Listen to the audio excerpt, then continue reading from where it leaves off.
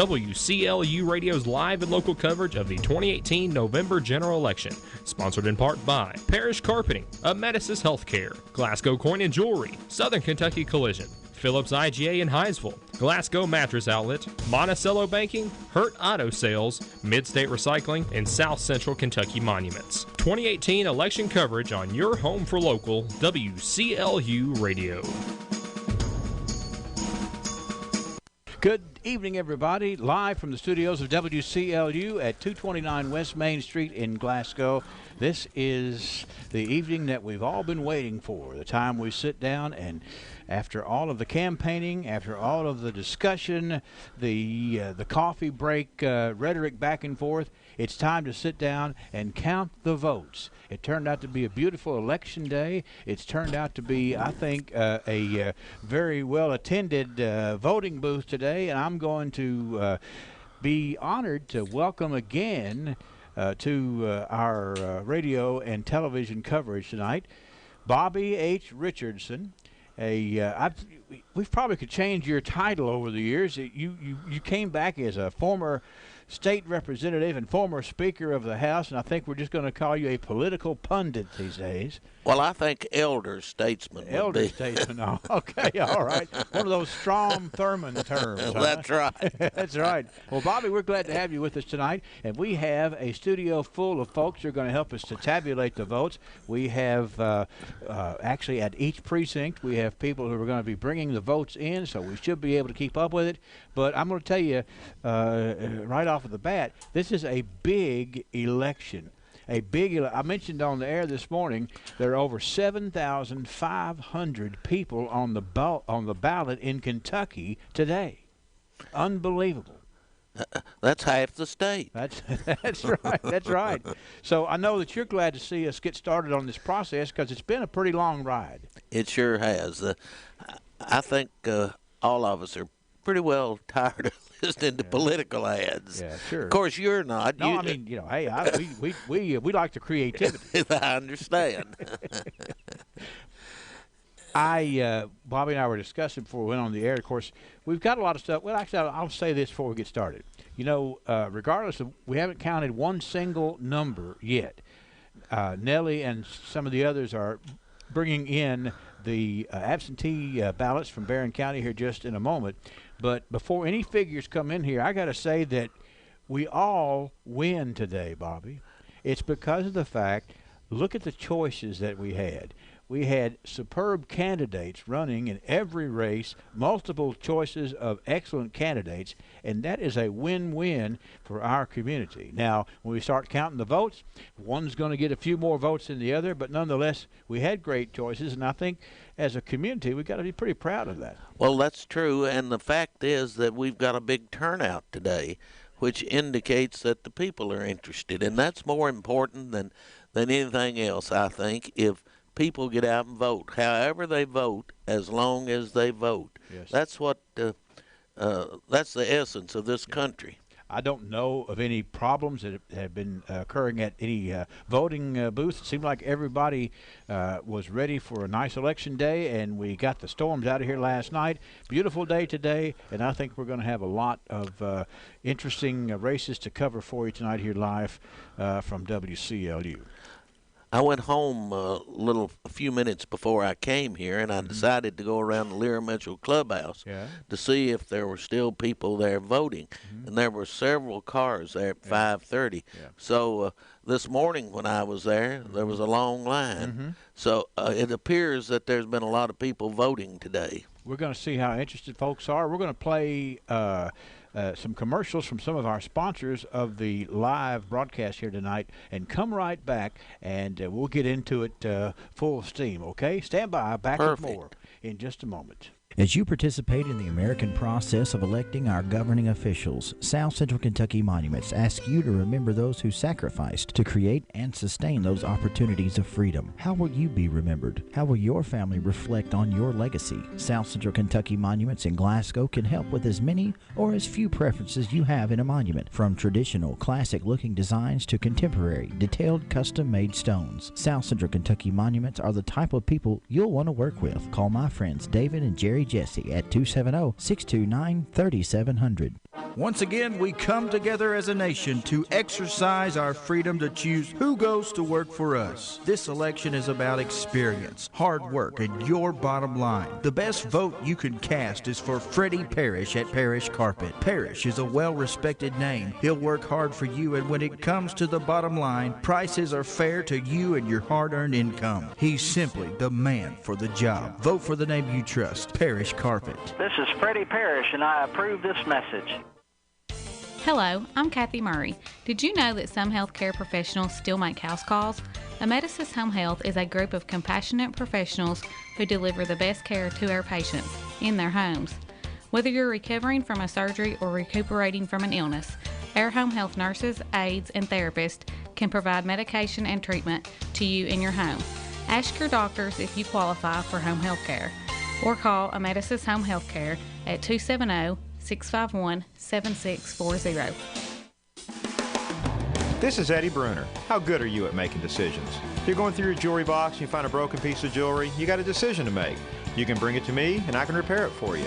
Yes, I repair jewelry. Or the decision could be to put it to good use by turning it into cash. I buy gold and silver, including your no longer needed jewelry items. The clear decision is to let me help you. See me, Eddie Bruner, Glasgow Coin and Jewelry on the north side of the Glasgow Square. A clear-cut decision.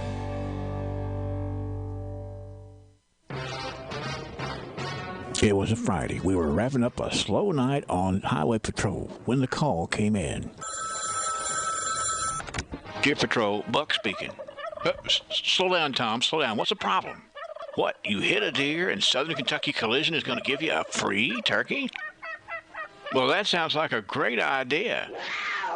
I'm sorry you don't agree, but Southern Kentucky Collision knows that deer do a ton of damage to vehicles. Kentucky's ranked 4th in the country in number of deer collisions this time of year. A free turkey when you bring your vehicle to Southern Kentucky Collision for repair of the deer damage is a great way to turn your luck around. Well, not your luck around. Southern Kentucky Collision's respected work is well documented. So if you hit a deer, don't be a turkey, get a turkey. Bring your vehicle to Southern Kentucky Collision. Industrial Drive, Glasgow, 651-6413. Back at the studios of WCLU live election coverage. Bobby Richardson is here with us for coverage tonight, and of all the years we've been doing this, this is the first time Bobby's invited his own guests. I did. And he's going to be interviewing his own guests here tonight, too. So I'm going to step back, and why don't you tell our audience who your special guest is and the line of questioning you're going to take on. We have two of our officials, both of them I would call state officials, who have run for office this year, and they did such a good job. They didn't have any opponents. I didn't say opposition. I said opponents. There's a difference. There is a difference. First of all, we've got John Gardner here, our Commonwealth's attorney. John, how are you tonight? I'm doing well. How are you, Bobby? I couldn't be better, but I'd like to know how it feels tonight versus 6 years ago. A little less stressed tonight. I understand. Well, John, would you tell us what's going on in the Commonwealth's Attorney's Office in about the last 6 years and how things have changed? Well, one thing I'm real proud of is that we have reinstituted the position of victims advocate. Micah Reese in our office does a great job. All the staff in my office does a great job, but especially Micah, in keeping victims informed about cases and helping guide them through a difficult process. So I'm really happy about that. Well, John, you've had some pretty good successes in your prosecutions over the last 6 years, too, haven't you? I think so. Except those cases I've had. He's been too scared. He hadn't even tried one against me. John, we're glad to have you with us here tonight. Glad you could come by, you and Gabe, and good luck. Hope you have another 6 years and run again without an opponent. Well, thank you very much. I hope so too, and I want to commend everybody tonight that's put their name on the ballot. It's a difficult process. I know, being there 6 years ago, there's a lot of nerves right about now, and so just want to hope everybody does a great job tonight. All right, good. Thank you. Would you ask our district judge to come over? Yes. Judge, stand right here. We have to adjust the camera a little bit. You know, I get to tell you tonight, you see. Yeah. We have with us tonight our district judge, Gabe Pendleton, who has served about, how long is it, 4 years now? 3? Two and a half. It seems like 4. Yeah. But we're glad to have you. He's done a great job, and he's a great fella, and we're glad that he's running without an opponent. I think most everybody feels that way about it. Gabe, tell us how you've enjoyed being district judge. I really love doing that job and serving the community in that way. I kind of feel like that's the job I was meant to do. I hope that I'm making the people here proud by doing a good job. I try to do that every day. And, you know, I just really enjoy doing it, and, you know, hope I can do it for a long time. It's nice to be unopposed.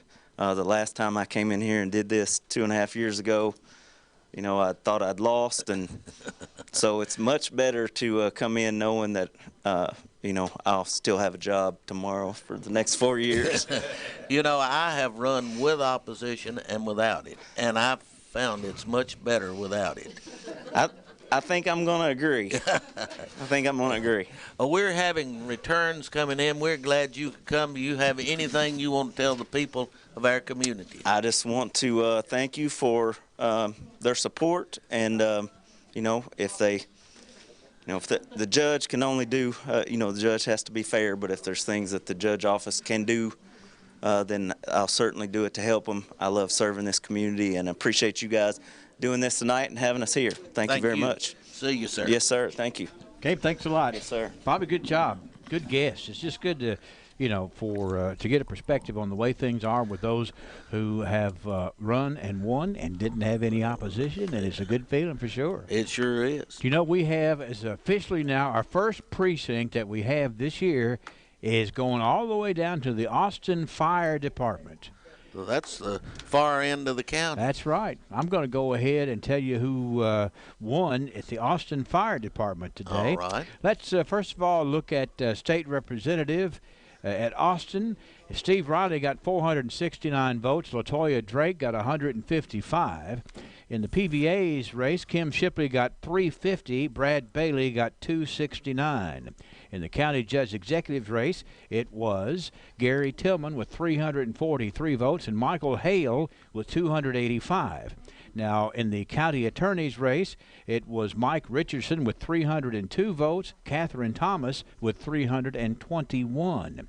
County clerk's race, Helena Chase Birdwell got 342 votes at the Austin Fire Department. Sherry Phillips Jones got 287.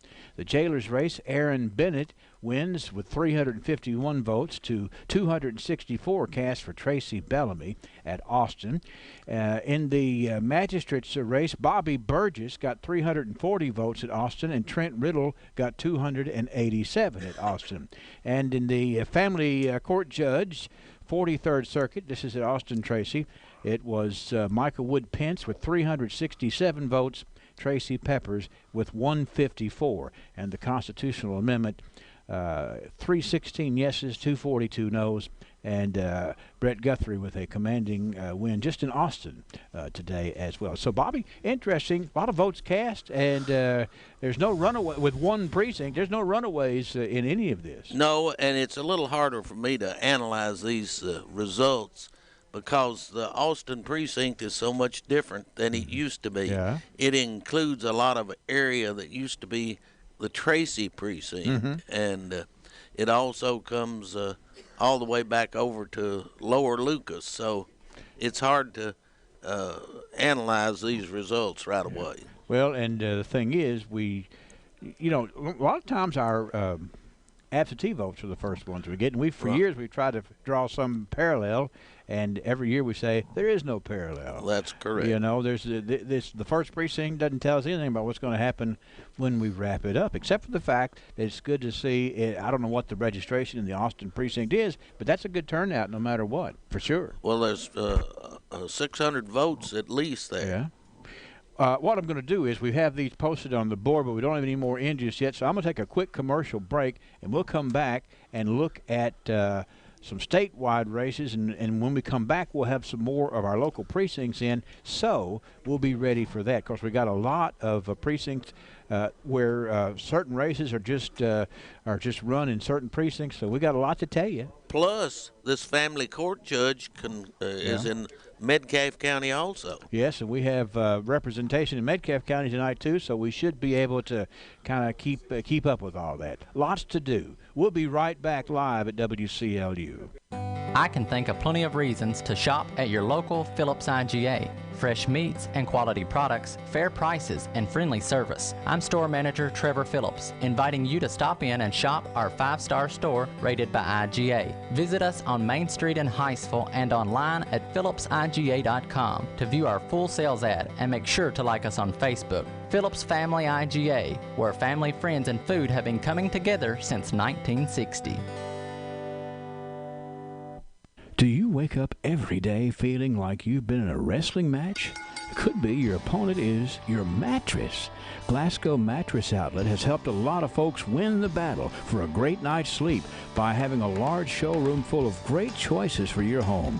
Competitive pricing with remote beds starting at $235, and they have the memory foam mattresses for any size bed. Buying the right mattress to fit your need isn't complicated. Just stop in at Glasgow Mattress Outlet and see how easy they make it. They even have comfortable and affordable sheets. Any size 6-piece sheet set is just $22.65. Wow! Remember, Glasgow Mattress Outlet is stocking pocket knives for Christmas too. Find out what Glasgow Mattress Outlet customers already know. A better night means a happier life. Get started at 629 West Main, open Monday through Friday 9 to 5:30 and Saturday till 4:30. Building the home of your dreams starts with a plan and the right loan. This is Lee Whitty, and I invite you to stop by Monticello Bank for your new construction loan. For a limited time only, we are offering an unbelievably low rate on new construction loans fixed for 11 months. Get the rate you'll love and the friendly local service you're used to from the people you know and trust. Hurry in before this offer expires. Monticello Bank, where people matter. Equal housing lender, member FDIC. Well, we're in the studio here having a big time today as I'm joined with the one and only Bobby Lee Hurt with Hurt Auto Sales here in Glasgow. And Bobby Lee, we're talking about variety today, aren't we? Most certainly are. Got a really good variety, Wes. And you always do, and that's very evident when you drive by to the lot on West Main Street in Glasgow. So let's start out with what's new in the way of variety. We have a 2010 Mercedes C300 4-door sedan, really sharp ride, only $11,500. An 06 Volvo S60 4-door sedan as well, local trade-in, just $4,900. 2013 Ford Escape, local trade as well, leather, sunroof, loaded up, only $11,900. And a 2014 Cadillac SRX 4-wheel drive, looks like new, low miles, only $17,900. Whether you're driving to work every day, dropping the kids off at school, whatever it is you do, it always feels good to have a new vehicle on your side. And the great place to go get them is Hurt Auto Sales on West Main Street in Glasgow, where the motto is, Bobby Lee, no pain when you trade with Hurt. That's Hurt Auto Sales, West Main in Glasgow. Call 270-590-1181. All right, back at the studios of WCLU, live coverage of the November general election. Henry Royce and Bobby Richardson and Joe Myers, and a studio full of tabulators, accountants, CPAs. We got it all, Bobby, and we're going to enjoy bringing it to you here. I'm ready for the action. I was just going to tell you that the latest update we have, of course, the history-breaking campaign that was run in the 6th Congressional District up in Lexington, unbelievable how much money was spent between Amy McGrath and Andy Barr. We just have 1% of the precincts in right now, and McGrath is winning with 54% of the vote to 45% of the vote. But that's 1%. You know, who knows where we're going from there. But that thing, the money that was spent, hotly contested, it'll be interesting to see how that one, that one could go down to the wire. I saw her announcement, and she was a very impressive person. I don't know how the campaign's gone since then, but that was something that caught my attention. Yeah. Well, I do have some, let's see. Actually, this is hard to believe. We have three precincts reported in the first congressional district race. James Comer is leading that, 71% to 29%. And let's see here. Of course, in the second district, Brett Guthrie with 66% of the vote, 32% of the vote for Hank Linderman.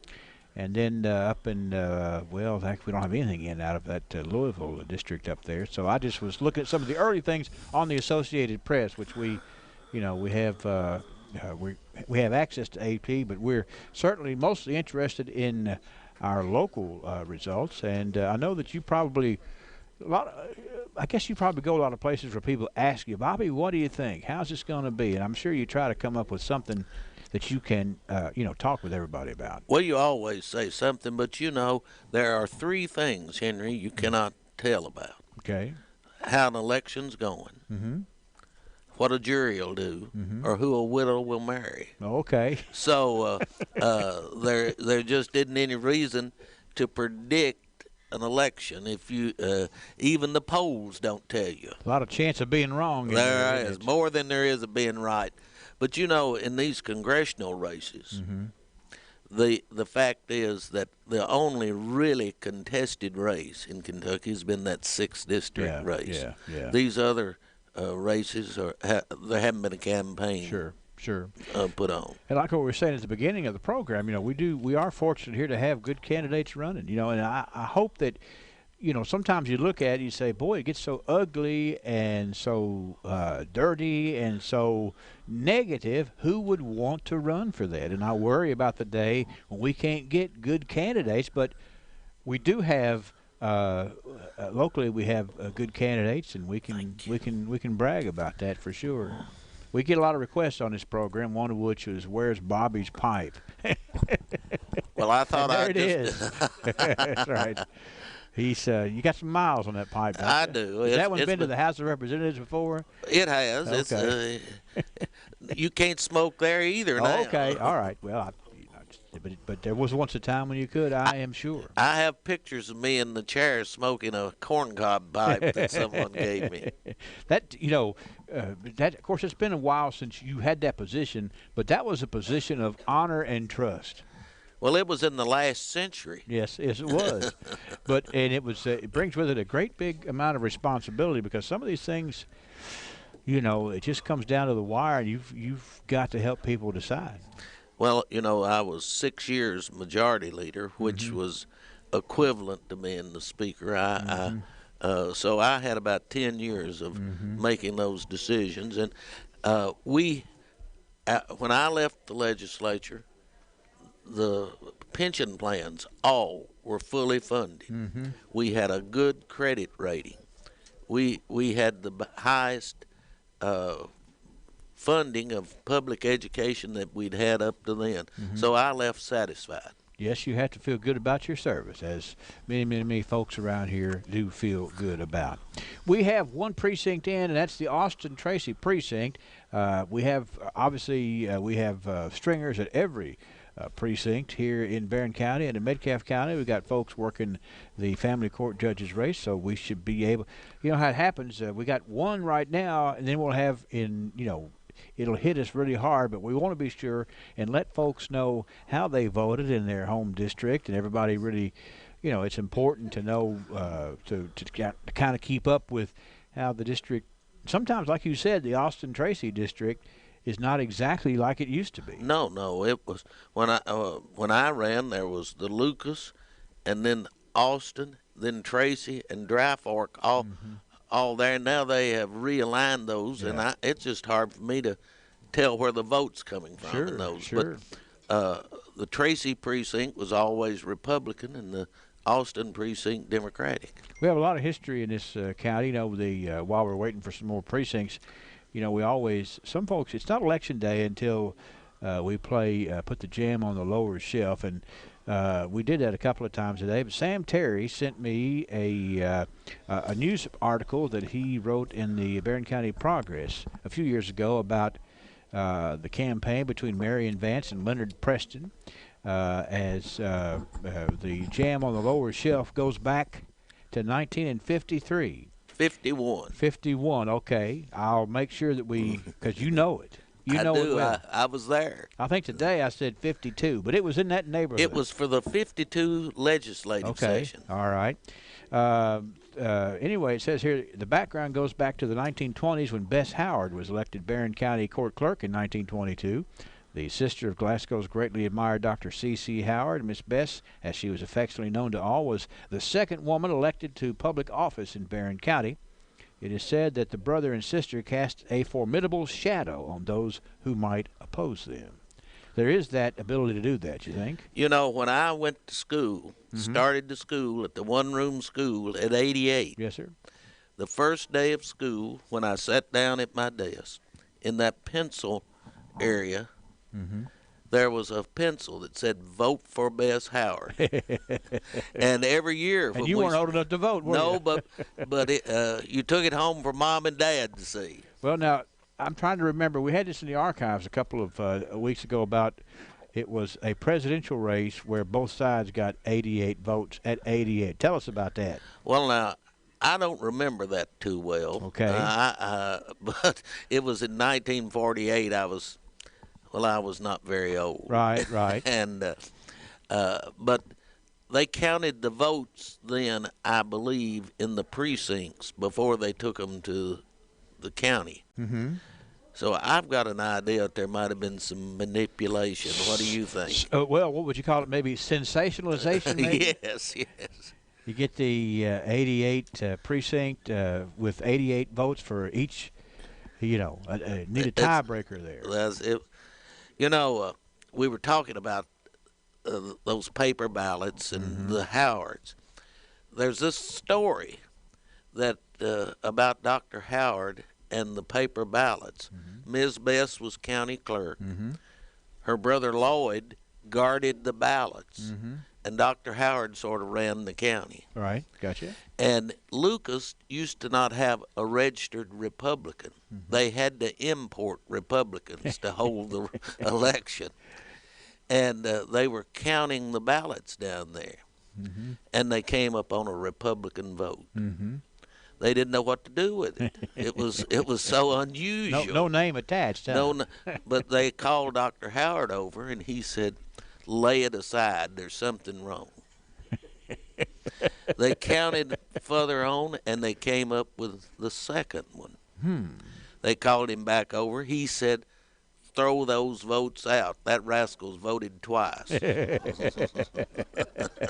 Disqualified. Disqualified. He kept coming through the line, huh? Well, there's a lot of great stories there, but again, we certainly have had. Now, one of the things we haven't talked about, Bobby, and maybe you can bring us up to date on the latest. Some of these results we might not have because the polls might not have closed at 6 o'clock. Now, what's the law?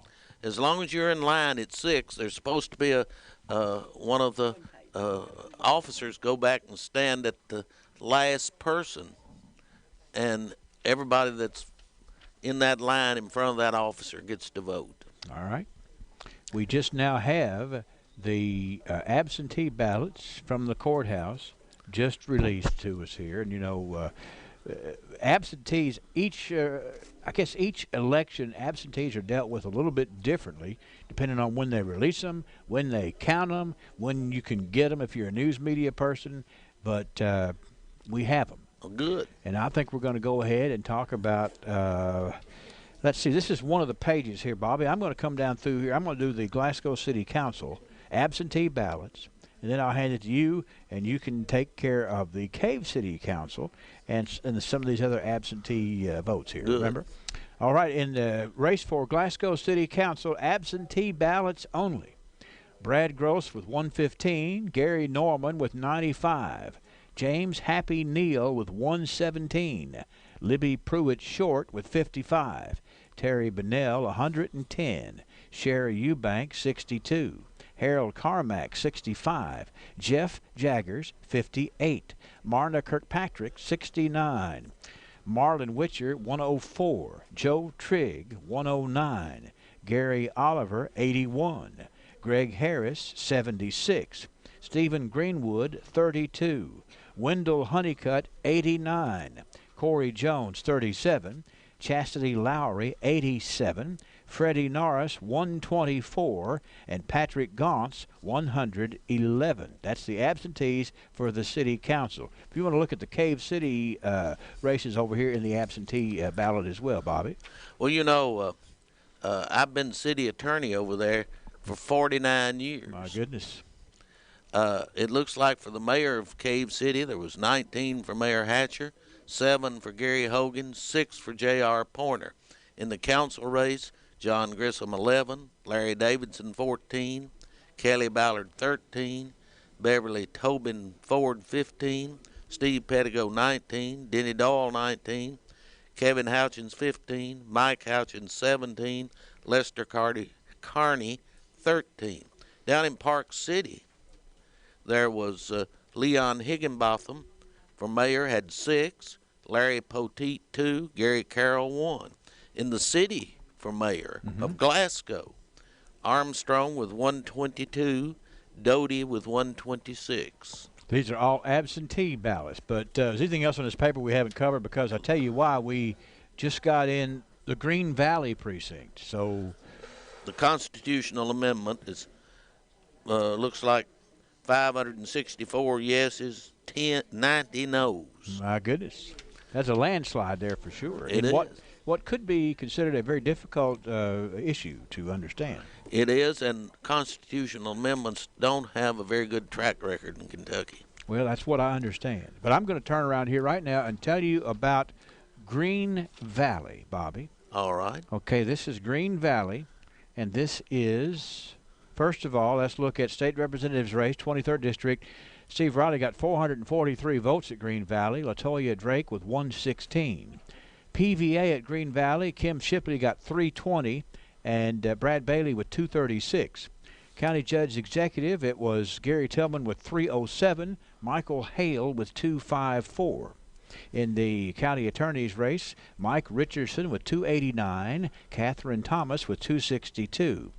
The county clerk's race, Helena Chase Birdwell, 321, Sherry Phillips Jones, 236. Let's look at jailer with Aaron Bennett with 327, Tracy Bellamy with 232. The magistrate's race out at Green Valley, Carl Dickerson, 338 votes, Bud Terry with 224. Family court judge at Green Valley, Michael Wood Pence, got 367 votes. To Tracy Peppers, 143. In the Board of Education, the first educational district, it was Mike Miller with 281, and it was John Doyle with 135. That was at Green Valley today. Good turnout out there, Bobby. Sounds like it. We have the Glasgow Community Building. This is Glasgow Precinct number 3. And do you want to take a look at that and make sure that we have those covered? This is how people voted today in the Glasgow Precinct number 3, sir. Well, let's talk about the state representative. Riley 391, Drake 176. Okay. PVA Shipley 289, Bailey 274, Tillman 280, Hale 284 for county judge. County attorney Richardson 273, Thomas 289. County clerk Birdwell 297, Phillips 262. Jailer Bennett 305, Bellamy 255. Magistrate in that district, Botts 339, Mitchell 212. Judge, family court, Pence 332, Peppers 175. You want to go through the city council? Might as well. We're all right. Go ahead. All right.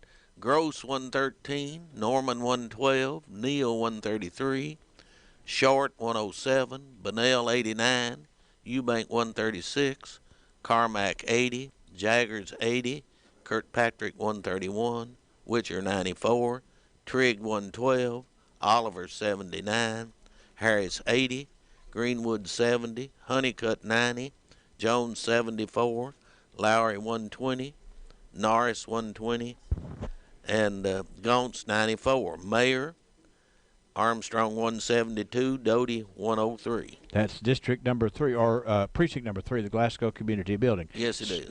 Joe, how many precincts do we have up there? I think it's going to be time that we can go ahead and look at the tabulations with these precincts and the absentees that we have to add to this, sir. We have 3 precincts with absentees in there as well. So let's look at the county judge executive's race. Okay. And what we've got right now, we have a very, very tight race. Gary Tillman with 1,288 votes, Michael Hale with 1,251. Okay. Barron County clerk's race. We have right now Helena Birdwell with 1,387, Sherry Jones with 1,128. Okay. We'll go down here and look at the city council, and I'm going to need a little help with this. Oh, let's skip this. We'll come back to city council in just a second. There's 3 people working the city council board, big races, and so we'll let them get caught up. Okay, so for Glasgow mayor, this is with 1 precinct plus absentees. Right now it is Harold Armstrong with 294 votes, Dick Doty with 229. Okay. We're adding up the jailer right now, and we've got 3 precincts here with absentees, and right now it is Aaron Bennett with 1,403 votes, Tracy Bellamy 1,106. In the PVA race, this is Kim Shipley with 959 votes, Brad Bailey with 779. That's precincts. That's 3 precincts. Have the absentees been added in that one? We're working on the absentees right now, so that's 3 precincts in there. Maybe we jumped the gun on coming down there, but folks are just kind of seeing how things are going to pan out here. So keep going. You want to continue? Okay. Yes, All right. For Barron County Attorney, again 3 precincts in at this point. Another very tight race. Catherine Thomas with 872 votes. Mike Richardson 864. So only 8 votes separating them with the 3 precincts in. State representatives race. It is Steve Riley with a large lead with 3 precincts in, 1,303 for Steve and 447 for LaToya Drake. Family court judge. Right now, Michael Wood Pence with a big lead, 1,056 votes to 472 for Tracy Peppers. In the magisterial races in the 1st district, right now all we've got is 1 precinct, and that's Jeff Botts with 339 votes, Scotty Mitchell 212 votes. Again, that's the 1st district. In the 2nd district race, it is Bobby Burgess with 340 votes, Trent Riddle with 287. Again, that's just 1 precinct in. 1 precinct for the 3rd district magistrate's race as well. You've got Carl Dickerson with 338 votes to Bud Terry's 224. In the 4th district, you have 3 precincts in here, and right now, actually, I'm sorry, you don't have any precincts in. I'm sorry, I looked at that wrong. My fault. And don't have any precincts in any of the rest of the magisterial races. So we'll come back to that as those get added. In the let's see, Cave City mayor's race, this is with the 2 precincts.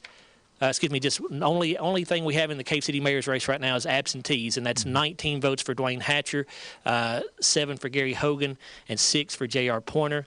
Right now in the Cave City council race, again, just absentees are in.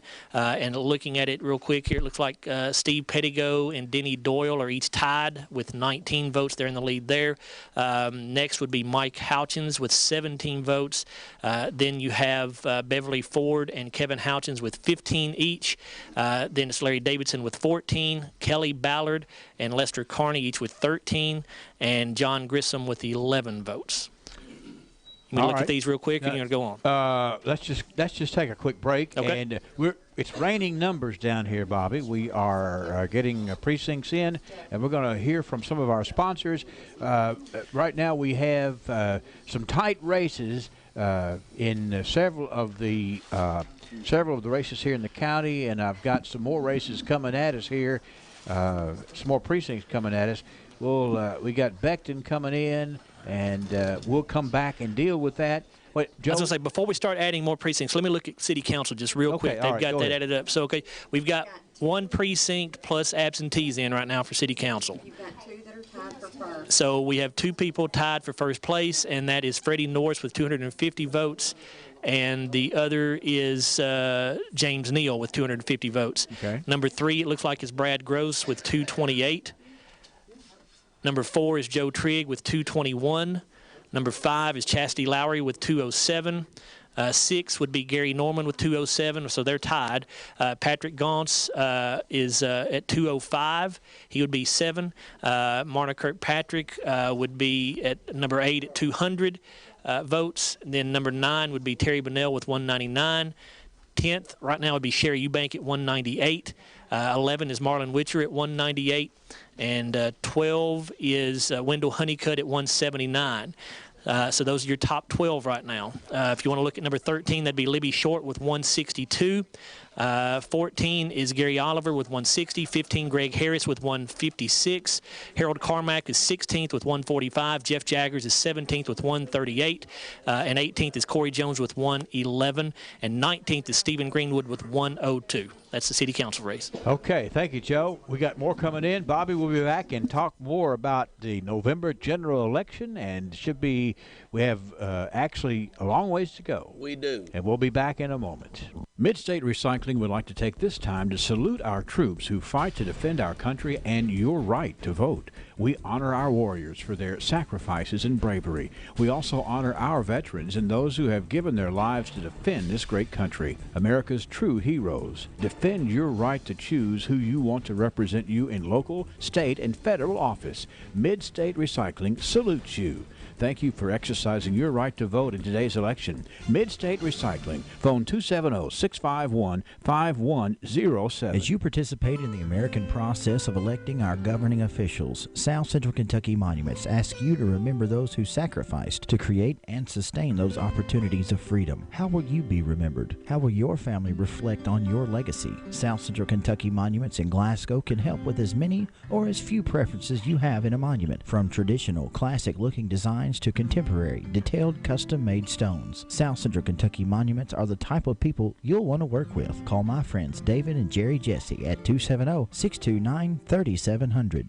Once again, we come together as a nation to exercise our freedom to choose who goes to work for us. This election is about experience, hard work, and your bottom line. The best vote you can cast is for Freddie Parrish at Parrish Carpet. Parrish is a well-respected name. He'll work hard for you, and when it comes to the bottom line, prices are fair to you and your hard-earned income. He's simply the man for the job. Vote for the name you trust, Parrish Carpet. This is Freddie Parrish, and I approve this message.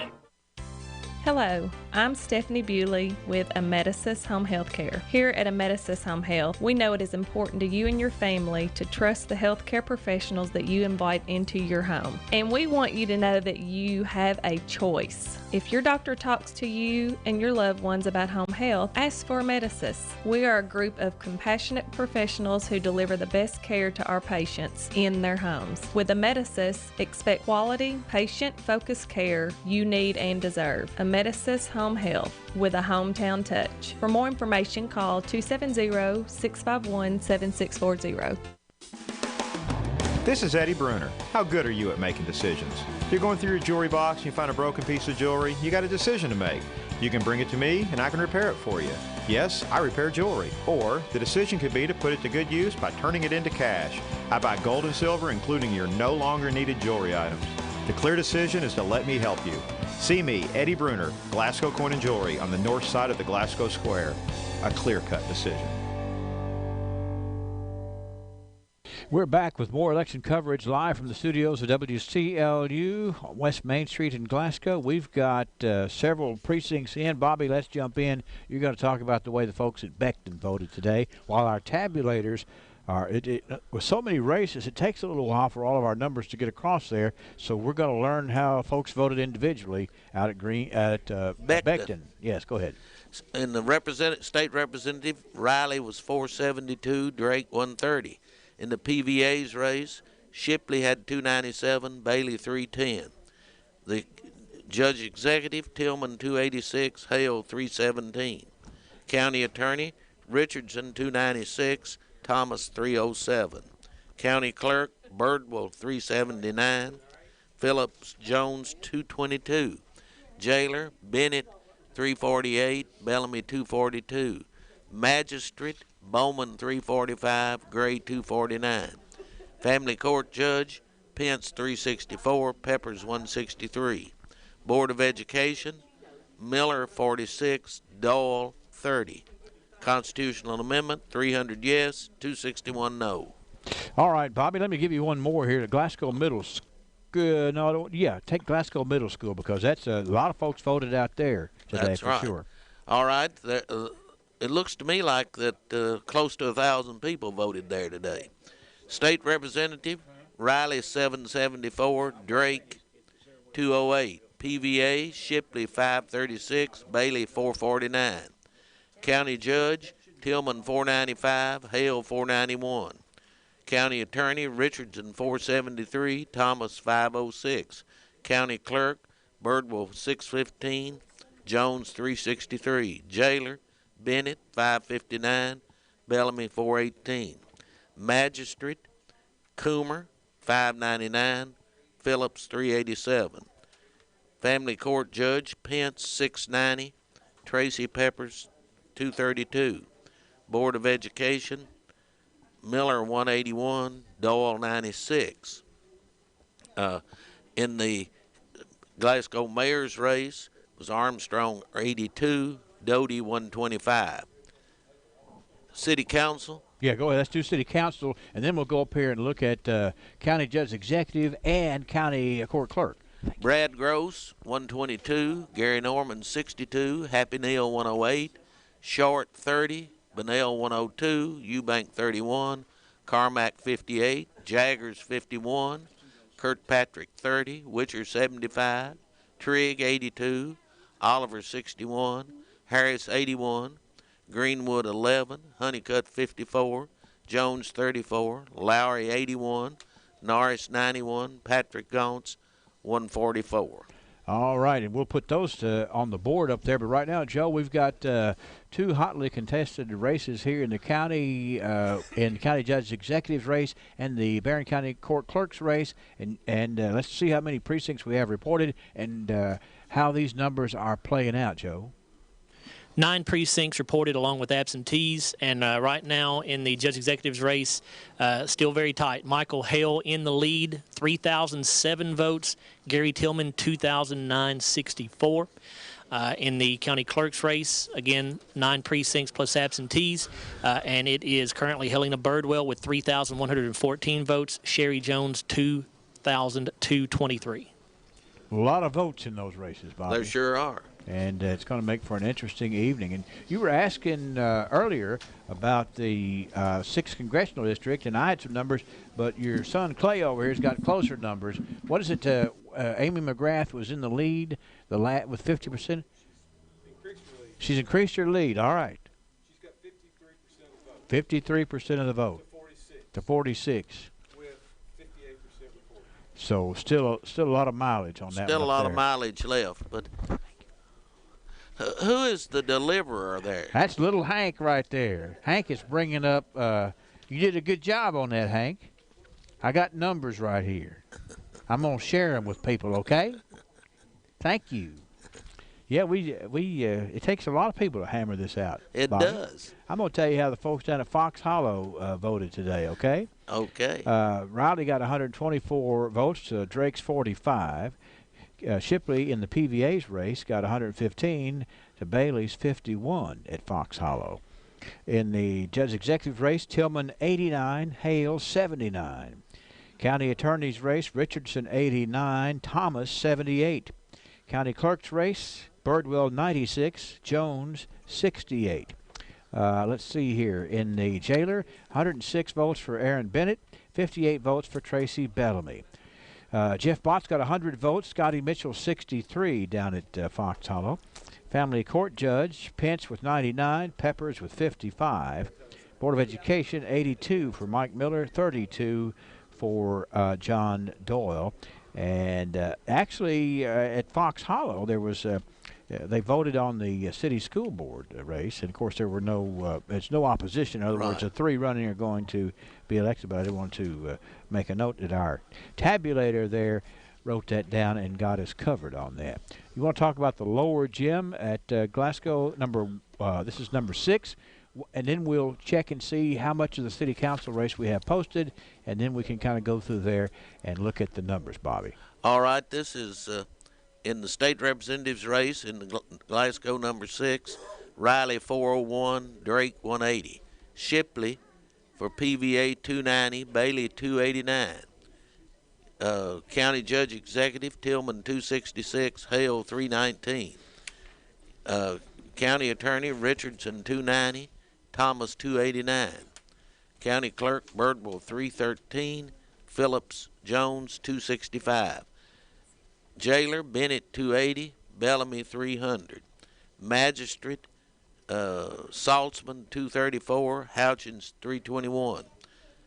Family Court Judge, Pence 357, Tracy Peppers 175.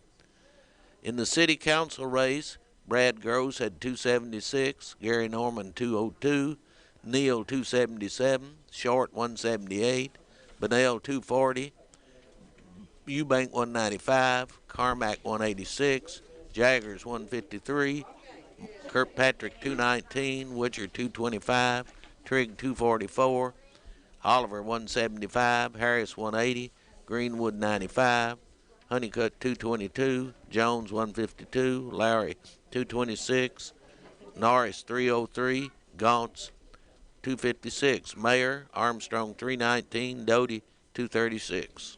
A lot of figures going up on the board right now with so many in the council race, and we're also adding to the county judge executives race. But for folks, we have first the absentees have come in the Metcalfe County Family Court Circuit Judges race. There's the absentees on how people voted in Metcalfe County in that race today, Bobby. Yes, Pence had 206, Peppers 56. And we have our first Cave City precinct reporting in. Let me tell you how folks in Cave City voted today. And this is in the Cave City South precinct, which is technically precinct F102. 23rd District Representative Riley with 383, Drake with 183. In the PVA, Shipley with 271, Bailey with 296 at Cave City South. County Judge Executive race, it was Hale with 295, Tillman 272. County Attorney, Thomas with 303 there in Cave City, Richardson 260. The County Clerk's race, Birdwell 248, Jones 207. Jailer, Bennett with 309, Bellamy with 253. In the 5th District, Kenneth Sarton got 298 votes. Charles Allen got 274 votes in Cave City South. In the Family Court Judge race, nonpartisan, Micah Wood-Pence with 307, Tracy Peppers with 164. In the mayor's race, it was Dwayne Hatcher with 119, Gary Hogan 59, J.R. Pointer 69. And in the race for Cave City Council, let me give you these. John Grissom with 95, Larry Davidson 129, Kelly Ballard 96, Beverly Tobin Ford 110, Steve Pettigo 123, Denny Doyle 94, Kevin Houchins 140, Mike Houchins 139, and Lester E. Carney 91. And let's see, Joe, are you where we could look at Glasgow City Council now? We've had a lot of activity, a lot of interest there. Let's talk how many.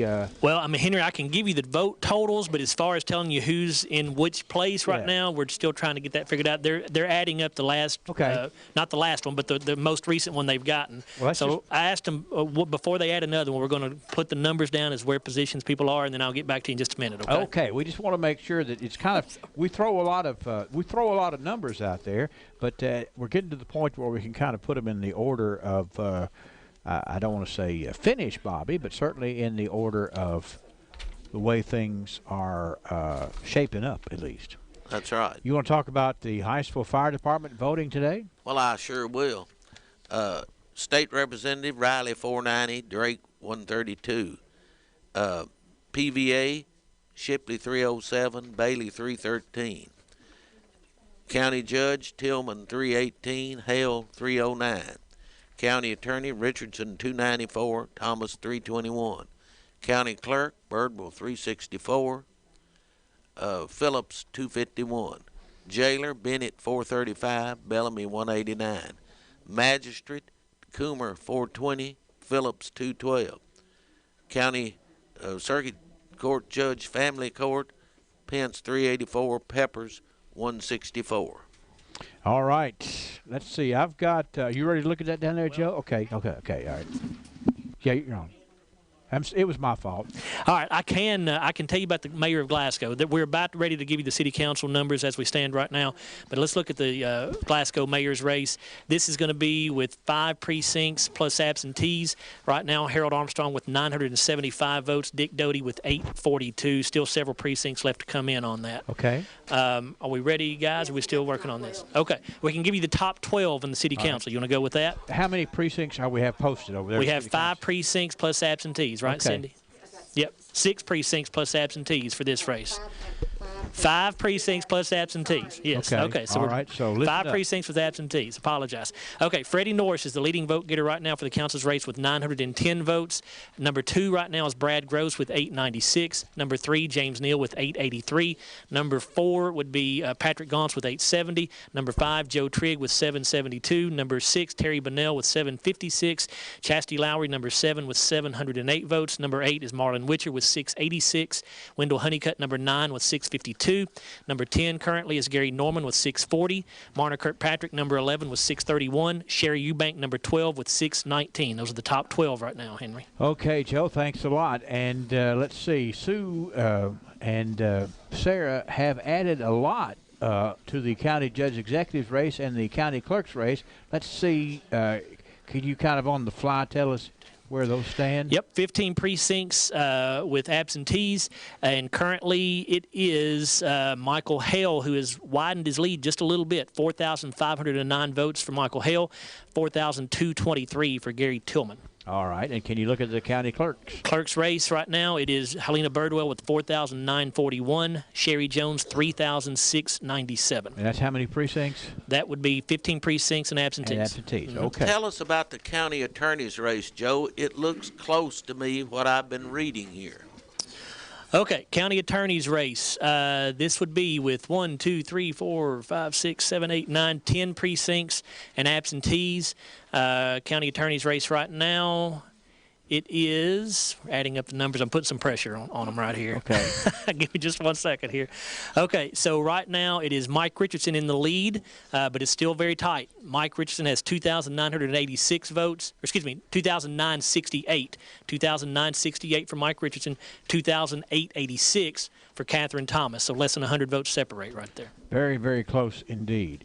Let's see. Do you want to go back behind you, Joe? Let's look at the race where Dixie Nunley is working up there. Okay. There's we want to see more about that. Okay. All right. For the Board of Education First District, currently this is with 5 precincts in. We have absentees in here too, right, Dixie? There's not any absentees. Oh, no absentees. Okay. No, so we got 5 precincts in. It's Mike Miller with 703 votes, John Doyle with 392 against. That's the Board of Education First District. The constitutional amendment so far, this is going to be with 3, 4, 5, 6, 7 precincts plus absentees, 2,612 yeses, 1,845 noes.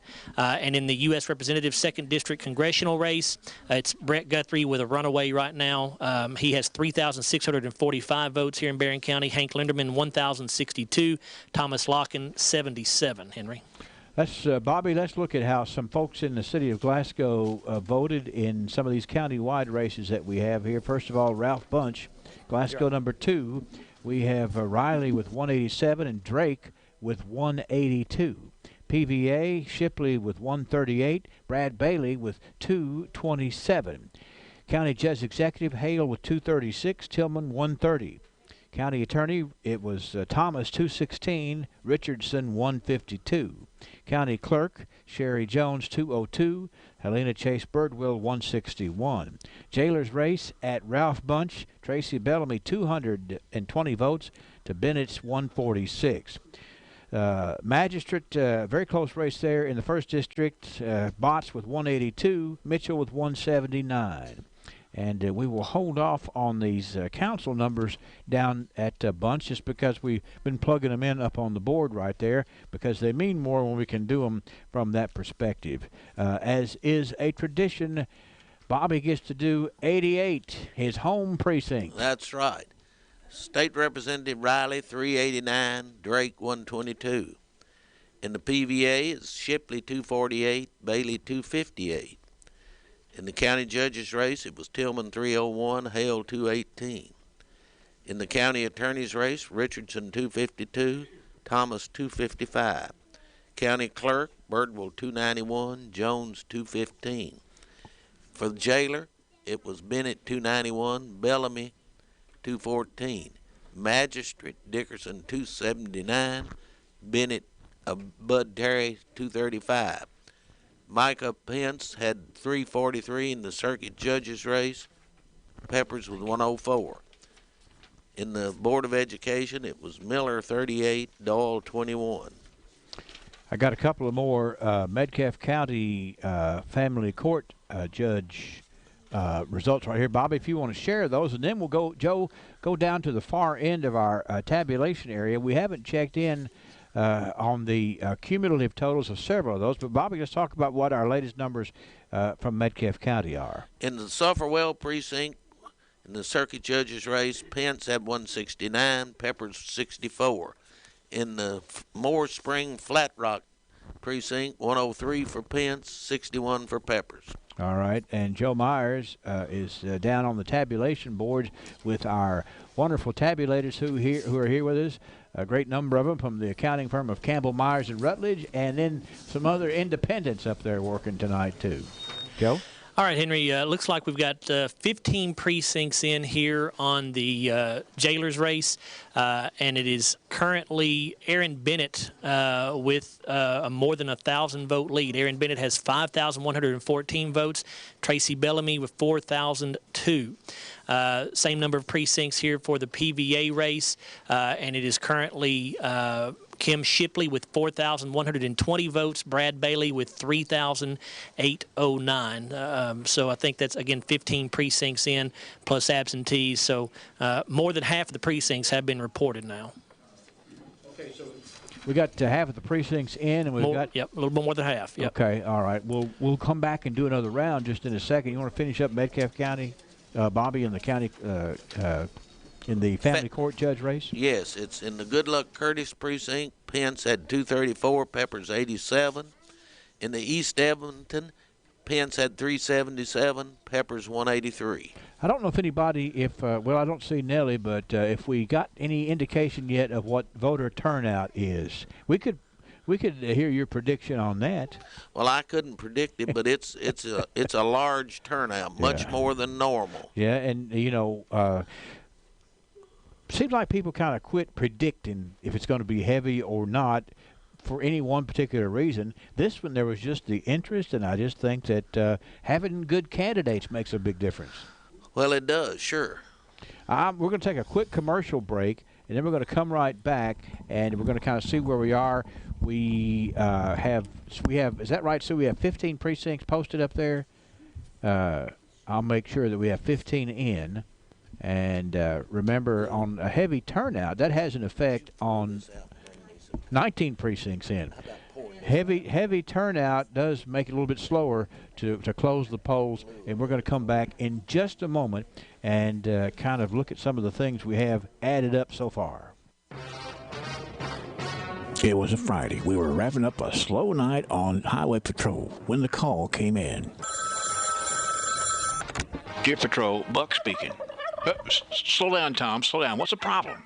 What? You hit a deer and Southern Kentucky Collision is going to give you a free turkey? Well, that sounds like a great idea. I'm sorry you don't agree, but Southern Kentucky Collision knows that deer do a ton of damage to vehicles. Kentucky's ranked 4th in the country in number of deer collisions this time of year. A free turkey when you bring your vehicle to Southern Kentucky Collision for repair of the deer damage is a great way to turn your luck around. Well, not your luck around. Southern Kentucky Collision's respected work is well documented. So if you hit a deer, don't be a turkey, get a turkey. Bring your vehicle to Southern Kentucky Collision. Industrial Drive, Glasgow, 651-6413. Searching for meal plans? Let Phillips Family IGA in Hinesville help set your table. Visit our meat department for fresh cuts of fine meats from an in-store butcher. Ground beef is prepared fresh all day long. You'll find the best selection of chicken, beef, and pork. Check out our selection of seafood, alligator tenderloin, lobster tail, frog legs, quail, whole rabbit, and much more, only at your Phillips IGA meat department. Fresh meats, fair prices, and friendly service. Phillips IGA on Main Street in Hinesville and online at phillipsiga.com. Do you wake up every day feeling like you've been in a wrestling match? Could be your opponent is your mattress. Glasgow Mattress Outlet has helped a lot of folks win the battle for a great night's sleep by having a large showroom full of great choices for your home. Competitive pricing with remote beds starting at $235, and they have the memory foam mattresses for any size bed. Buying the right mattress to fit your need isn't complicated. Just stop in at Glasgow Mattress Outlet and see how easy they make it. They even have comfortable and affordable sheets. Any size 6-piece sheet set is just $22.65. Wow! Remember, Glasgow Mattress Outlet is stocking pocket knives for Christmas too. Find out what Glasgow Mattress Outlet customers already know. A better night means a happier life. Get started at 629 West Main, open Monday through Friday 9 to 5:30 and Saturday till 4:30. Back at the studios of WCLU, it's live election coverage. The November general election has been an absolute, I guess, a very much a pleasurable occurrence to see what the voter turnout has been. And, Bobby, it's certainly a little nerve-wracking. It's an edge-of-the-seat thing because of how close some of these races are becoming. Yeah, I bet these candidates are as nervous as a porcupine in a balloon factory. Yeah, I'd say you're probably right. And they're tiptoeing in all directions. That's right. Jerry Underwood liked your humor over there, you know. He did good on that. He laughs at everything That's I right. say. He's always in a good mood. All right, I'm looking down the tabulation wall where Joe Myers is standing by, and I think Joe is trying to make sure the county attorney's race is basically a very close race, and Joe's going to bring us up to date on that one. All right, this would be with, I believe it's 16 precincts in and absentees. It is currently Catherine Thomas with the lead, just barely over 100 votes difference, 5,220 for Catherine, 5,106 for Mike Richardson in that race. That is a very close race. Yeah, now Mike's not any kin to me, so I want him understood, so I won't hurt his campaign. I don't think you've heard him at all. That is but it is very interesting, to see, because particularly in that race, everybody, both the candidates in that race are very busy attorneys. They are, and to get out and knock on doors and to attend lots of things. It takes a lot of time. And Catherine's a really good campaigner. Yes, no question about it. Okay, I'm getting the signal from Joe Myers that we are at a good place in the Glasgow City Council's race to kind of draw, to pull it up to where we are right now. Only 2 precincts left to report, so we're getting close. All right. The number 1 vote getter right now for the Glasgow City Council race is Brad Gross. He has 1,875 votes. Number 2 right now would be Freddie Norris with 1,856. Number 3 is James Neal. He also has 1,856. Number 4 is Patrick Gaunce with 1,841. Number 5, Joe Trigg with 1,771. Number 6, Terry Bunnell, 1,613. Number 7 is Chastity Lowry with 1,540. Number 8, Marlon Witcher, 1,409. Number 9, Wendell Honeycutt, 1,369. Number 10, Marna Kirkpatrick, 1,347. Sherry Eubank, 1,323.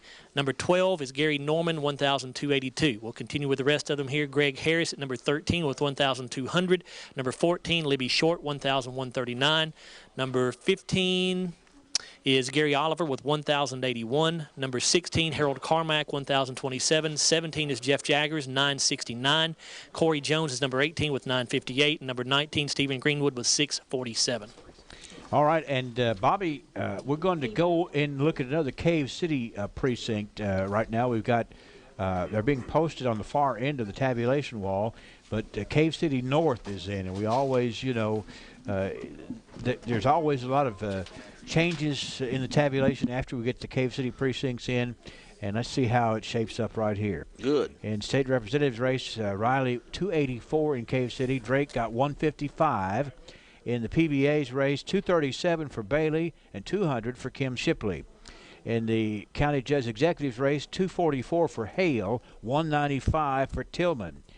261 votes cast for Catherine Thomas in the county attorney's race to Mike Richardson's 182. In the county clerk's race, it was Jones 207, Birdwell 233. Jailer's race, 234 for Aaron Bennett at Cave City's North Precinct, 208 Tracy Bellamy. Magistrate 6th District, Charles Allen with 254 votes. Kenneth Sarton with 192. Family Court Judge 256 for Pence, 134 for Peppers. Mayor's race, it's Dwayne Hatcher with 125 votes at the Cave City North Precinct. Gary Hogan with 78, and J.R. Pointer 101. Why don't you tell us about how the Cave City councilman, since you've been the county attorney or city attorney here for 49 years, you know all those folks. John Grisham got 150. Larry Davidson, who served on the council several years, 165.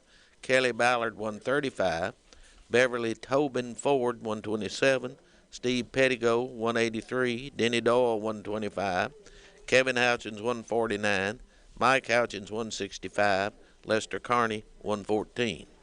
I'm still going to tell you that's in Cave City North. That's an excellent turnout. It is. Excellent turnout. I'm glad to see folks interested in their government, and so anyway, we'll go down at the far end. We'll have Joe go down and we'll look after we've plugged those in. But I'll wait. Are you going to? Okay, we're going to look at the county judge executive race and the county court clerk's race with how many precincts? Only 3 precincts left to report, Henry. Okay. So we're getting really close here. Okay. So right now it's Michael Hale with 6,880 votes. Gary Tillman trailing with 6,422. Again, 3 precincts left to report.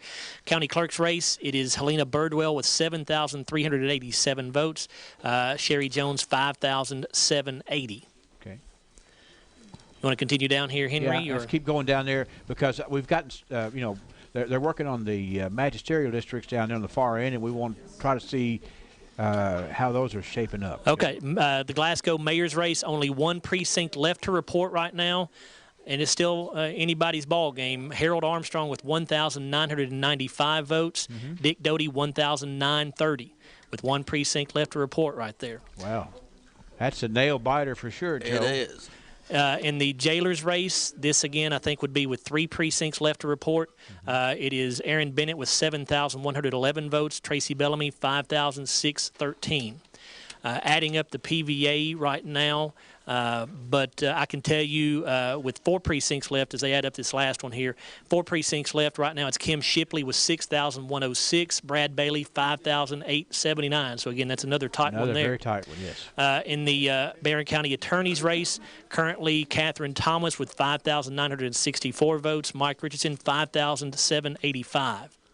In the state representatives race, it is currently Steve Riley with the wide lead, 8,636 votes to LaToya Drake's 3,508. Okay. We've not looked at the family court judge, circuit judge race in a while here, so let's do that real quick. Micah Pence with a large lead in both Barron and Metcalfe counties. In Barron County, Micah Wood Pence has 7,482 votes. Tracy Peppers 3,216, and in Metcalfe County in that race, Michael Wood Pence has 1,570 votes to Tracy Peppers 642. All right. I think we're still working on getting the addition here for the magistrate's race. We'll be back with that in just one second, okay? All right, that'll be fine. We had the last precinct reported from Metcalfe County. Bobby, you want to tell us about that? Yes, that's West Edmonton. Okay. Pence had 347 for family court judge, Peppers 155. Let's see here. Up at Liberty Street today, at Glasgow number 5, we had 255 votes cast for Riley to 157 for Drake. PVA, here's one for you. Kim Shipley got 204 votes. Brad Bailey got 203 votes up at Liberty Street Gym number 5. Judge Executive race, Hale with 224 to 187 for Tillman. Also, County Attorney at Liberty Street, Thomas 227, Richardson 186. County Clerk, it was Birdwell 216, Jones 195.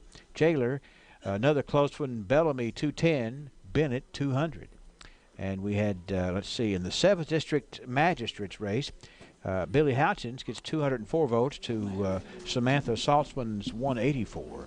Michael Wood Pence gets 243 votes at Liberty Street to 137 for Tracy Peppers. And let's see, we'll hold off on the council's race, but in the mayor's race, Glasgow number 5, Liberty Street Jim, Harold Armstrong wins Liberty Street 220 votes to 171 for Dick Doty. All right, Joe's got something to bring us up to date on. We can give you the final numbers on the Glasgow City races. For Glasgow Mayor, we have the winner is Harold Armstrong with 2,215 votes, Dick Doty with 2,101. Those are the final numbers that we have here. Okay. All right, in the Glasgow City Council race. All right, you guys help me out here. The number 1 vote getter, of course, the top 12 will be on the council. The top vote getter is James Neal with 2,093 votes. Brad Gross finishes number 2 with 2,082. Again, these are the final numbers. 3 and 4 tied with 2,068 votes each are Freddie Norris and Patrick Gauntz. And then number 5 would be Joe Trigg with 1,979. Number 6 is Terry Bunnell with 1,881. Number 7 is Chastity Lowry with 1,707. Number 8 is Marlon Witcher with 1,566. Number 9 for the city council race is Wendell Honeycutt, 1,515. Number 10, Marna Kirkpatrick, 1,502. Number 11, Sherry Eubank, 1,483. And number 12, and the final council member will be Gary Norman with 1,431. You want to look at the rest of them just so we have the final numbers here? Since we have all the final, this is all the Glasgow precincts and the absentee. That's it. This is it. Yes, final numbers. Greg Harris finishes at 13th place with 1,346. Number 14 is Libby Short with 1,281. Number 15, Gary Oliver, 1,214. Number 16 here was Harold Carmack with 1,127. 17, Corey Jones, 1,071. 18, Jeff Jaggers, 1,067. And 19, Stephen Greenwood with 720. All right, Joe. Thanks a lot. And look over here, Sarah and Sue. How many precincts do you all lack in the county-wide races? Still have 3 to go here. We have 3 to go. And can you look at that sheet right there? Look for the 3 that we don't have yet. We do not have Eastern, we do not have Red Cross, and we do not have Park City. Okay. Eastern, Red Cross, and Park City, the 3 that we lack in being able to wrap up the county coverage, Bobby. All right. So so far what we've been doing Here we've got one of them. What now? No. I thought Nellie was bringing in one. That's this is another Metcalfe County. The Randolph Wisdom vote, Michael Wood Pence with 407 votes to Tracy Peppers 119 in Metcalfe County. And so those will be put on the board and we'll be able to basically look at that. 6th district. Okay. Clay, you've been keeping up with the congressional race in Lexington? Tight. Okay, all right. Hey, we have some of those here too, you know. 75%. Okay. 2,000 votes. Okay. Okay. McGrath is up by 2,000. That could be a long night for sure. It could. There's a lot of that coming in there. Charles Allen, we're glad to see you here tonight, sir. Appreciate you being here for us. Well, we still got a ways to go. We're not gonna give up just yet. All right. See ya. Bobby just it's 2,000 votes lead for. Andy Barr is up now with 85%. All right. It's all over the place. 5,800 vote difference. All right. Well, you know, it's good to be able to keep up with those numbers, but here locally, I don't know what the voter turnout's going to be there, but we've just got to be totally impressed with the way that the voters of our community got out and voted for what they thought would make the best leaders. And, you know, you can see some of these races that are really, really, really close. The candidates did a great job of getting folks inspired to come out and make their voice heard, Bobby. That's right. All right, so I think what we're going to do is we're going to take another commercial break in order to let us kind of evaluate where we are and where we need to be, and we will come back, and Joe Myers will come up and take a look at the votes on the city council's race again in just a minute, so we can make sure that everybody knows how the final 12 came out. And we like 3 precincts in Barron County. We hope to get those in here just in a moment, and we'll have more on election coverage here from WCLU.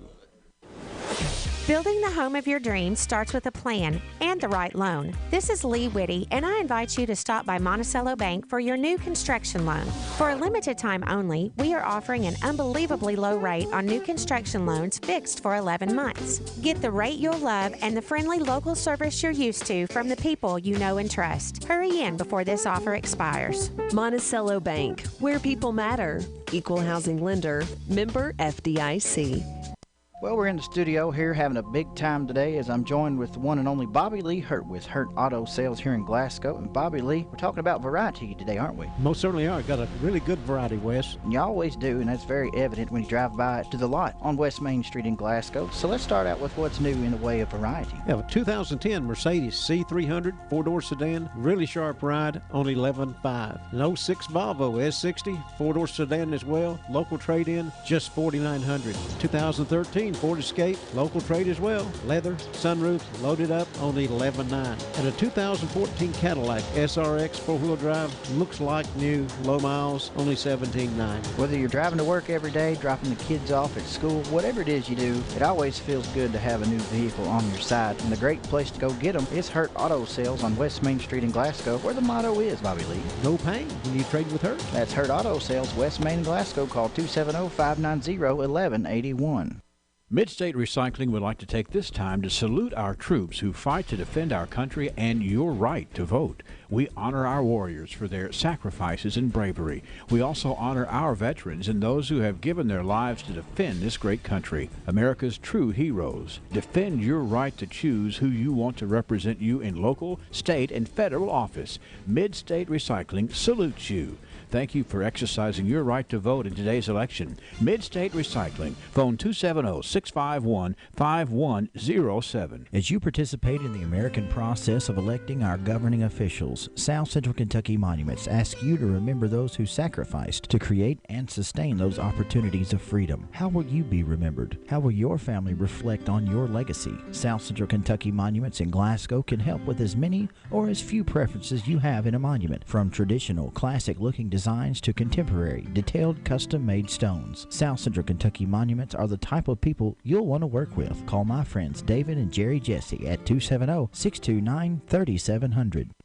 Back at election headquarters, WCLU studios, we are continuing to post on the tabulation boards. We just got the Eastern Precinct in. That was one of the 3 we lacked. It's going up on the board right now, but I think we will go to the end of the tabulation board and hear about some of the magisterial races and some of the mayor's races in some of the other cities in the county. Joe Myers is there. All right, we have not looked at the Cave City races in quite some time, Henry, so let's do that. We've got all the Cave City precincts in, so these will be the final numbers for these races.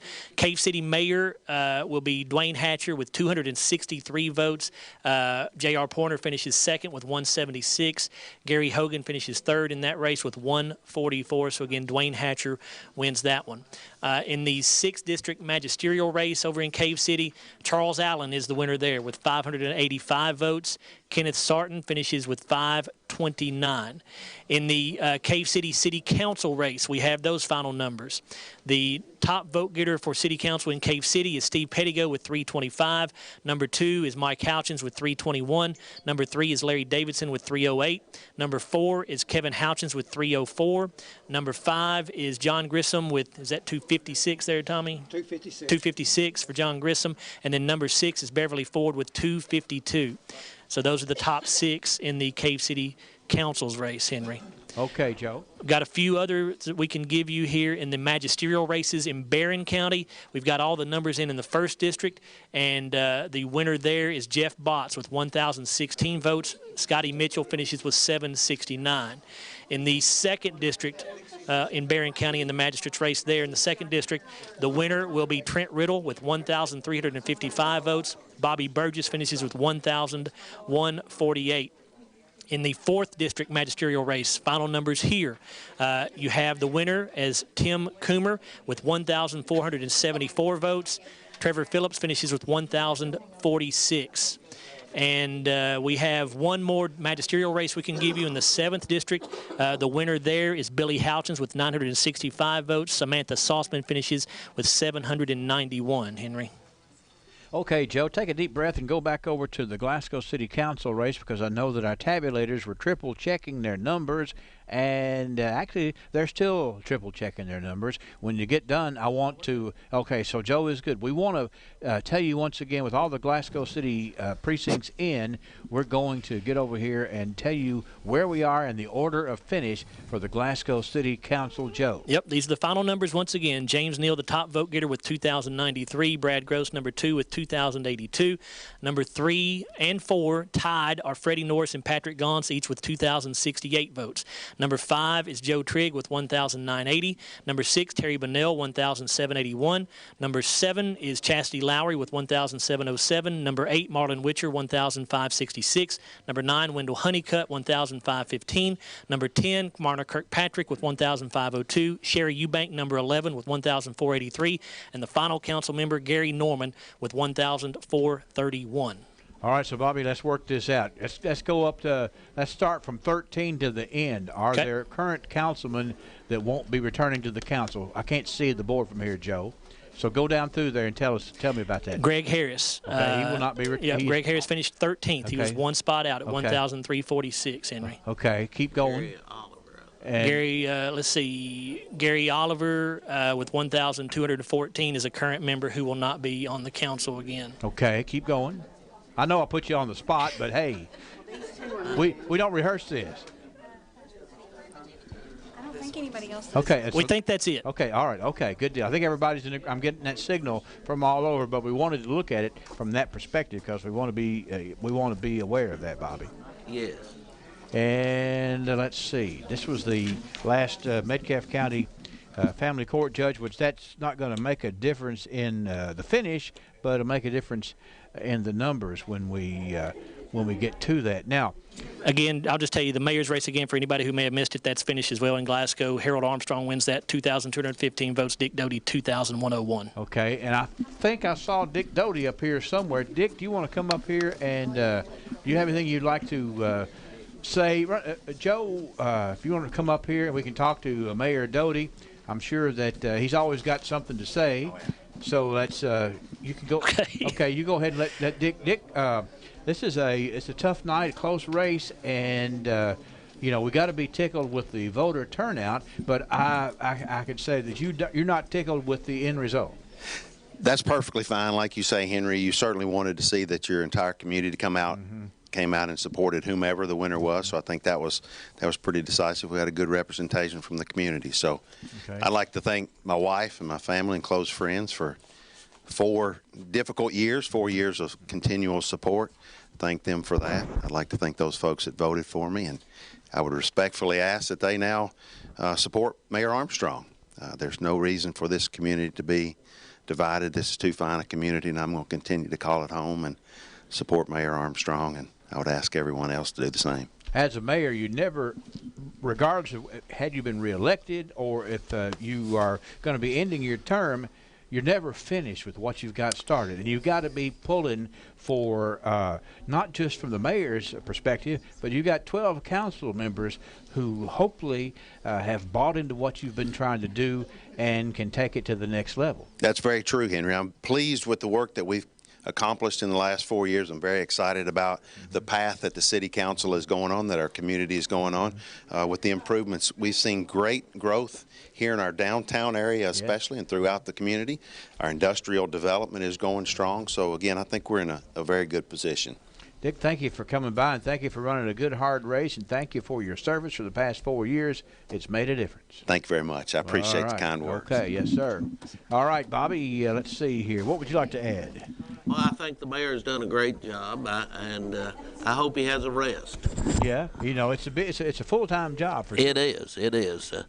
It's hard to be a mayor. Yeah, well, and I'm going to say I don't know the statistics, but it seems to me like that you've won some and you lost some. Which is easier? Oh, it's a lot easier to win. And it's you remember it better too, don't you? You do. It's hard to lose an election. Yes. Sometimes hard on the ego. It's hard to explain it a lot of times too. It is. You can't understand why people are so dumb when you lose. Well, I've heard a lot of different reasons. When people don't win. Joe, okay. We got Terry Bunnell here with us. Terry Bunnell. Okay, yeah, you want to go ahead and put Terry on there. Terry, come on in and have a word with us. He's going to be a new member of the Glasgow City Council. Hey, Terry. Congratulations, Terry. What a race. What are you feeling right now? Well, I'm excited about it. I'm really overwhelmed by it. I'm humbled by it. I'm thankful that God's given me the opportunity to participate in this, and I pray for give me the strength and courage and the wisdom to serve the citizens of Glasgow. So I'm really excited, ready to go to work for the citizens of Glasgow. What do you enjoy most about this campaign? Well, it's getting out and talking with people and learning what's on the minds of the citizens of Glasgow. There's a lot of people, the majority of the people, believe in Glasgow and the direction Glasgow is going, but they're looking for something else. They're looking for us to take us to the next level. They're looking for planning. They're looking for where's our future? Where are we going to be in 5, 10, 20 years from now? We're talking a lot about jobs, about our local economy. Terry, congratulations. Well, thank you very much. I'm very excited about this. Look forward to going to work. Glad to have you. Thank you. Thank you, Terry. Thanks for coming by. I appreciate it very much. And Joe, Nellie just ran by here with a precinct. Do we know, is that Park City is what we're looking for? Is that Park City? Okay, well, good. Well, I tell you what we'll do. I'm sorry? Oh, this is Medcave. Okay. No, we do or do not. We do not have Park City. Boy, it's and we don't have Red Cross either. Okay, Red Cross is coming. All right. Oh, good. All right. So we let's see. What was the one you were talking to me about a minute ago? Was it Green Valley? We haven't given the Green Valley results there, Bob. We haven't? No, we haven't. All right. In Green Valley, in the state representative, Riley 443, Drake 116, Kim Shipley 320, Brad Bailey 236, Gary Tillman 307, Hale 254 for county judge. County attorney was Richardson 289, Thomas 262. County clerk was Birdwell 321, Phillips 236, jailer Bennett 327, Bellamy 232, Magistrate Dickerson 338, Terry 224. Judge, family court, Pence 367, Peppers 143. All right, and I've got Red Cross in here real quick. We've been waiting for that. But before I do that, Joe, do you want to bring some tabulations? We have one race in the magisterial races in Barron County that we were not able to give you earlier. It's final now. 3rd District, Carl Dickerson is the winner with 1,225 votes. Bud Terry finishes with 974. And we do, Bobby and I were talking up here, on the race with Charles Allen. We still need some numbers out of Park City to make that official. And we do. I'm sorry. Yep, that's not final. You're right. You're right. Still missing the Park City numbers in that magisterial race in District 6. But we do have Red Cross in, Joe. Okay. And anything else you want to add down there? Not right now, Henry. I think we've covered everything at this point, unless you want me to go through things we've already gone through on the final numbers with Cave City. I think what we need to do is come up here. You interview Harold Armstrong, the new mayor of Glasgow, while I tell everybody while you're getting in position, we finally got the Red Cross numbers here right here, Joe. So we'll switch back to you just in a second. Okay, Bobby, Red Cross, 511 votes for Riley, 138 for Drake. Kim Shipley with 304. Brad Bailey got 345 votes over at Red Cross. County Judge Executive Michael Hale with 335 to Gary Tillman's 319. In the county attorney's race, this is a close race. Catherine Thomas with 336. Mike Richardson with 311. County Clerk Birdwell gets 402 at Red Cross to 240 for Sherry Jones. Jailer Bennett gets 347. Bellamy with 287. 5th District Magistrate Mark Bowman gets 333 to Samuel Gray's 310 out at Red Cross. And Family Court Judge 389 for Micah Wood-Pence. Tracy Peppers with 152 votes. That's the way Red Cross is. Our tabulators are getting them on the board. And Joe, you're here with Harold Armstrong. Harold Armstrong, the winner of the Glasgow City Mayor's race. Harold, I know you must be awfully excited. I'm excited and I'm thrilled that everybody got out and voted, and everybody that voted for me knows what's coming. They're all going to have to be involved. We're going to bring everybody together. Everybody's going to be part of this next vision for Glasgow, so we're going to call on everybody out in the public to get in and work, and hopefully we can make some things be better for the majority of the people in Glasgow, and that's our goal, and that's what we plan on doing. How do you plan to do that, Harold? How do you plan to bring folks together? Well, first we're going to have town hall meetings in different sections of Glasgow and find out what those citizens think they need, what they want, and we're going to basically get everybody on the same page, pulling in the same direction. We're going to take care of our city employees, our policemen, our fire department.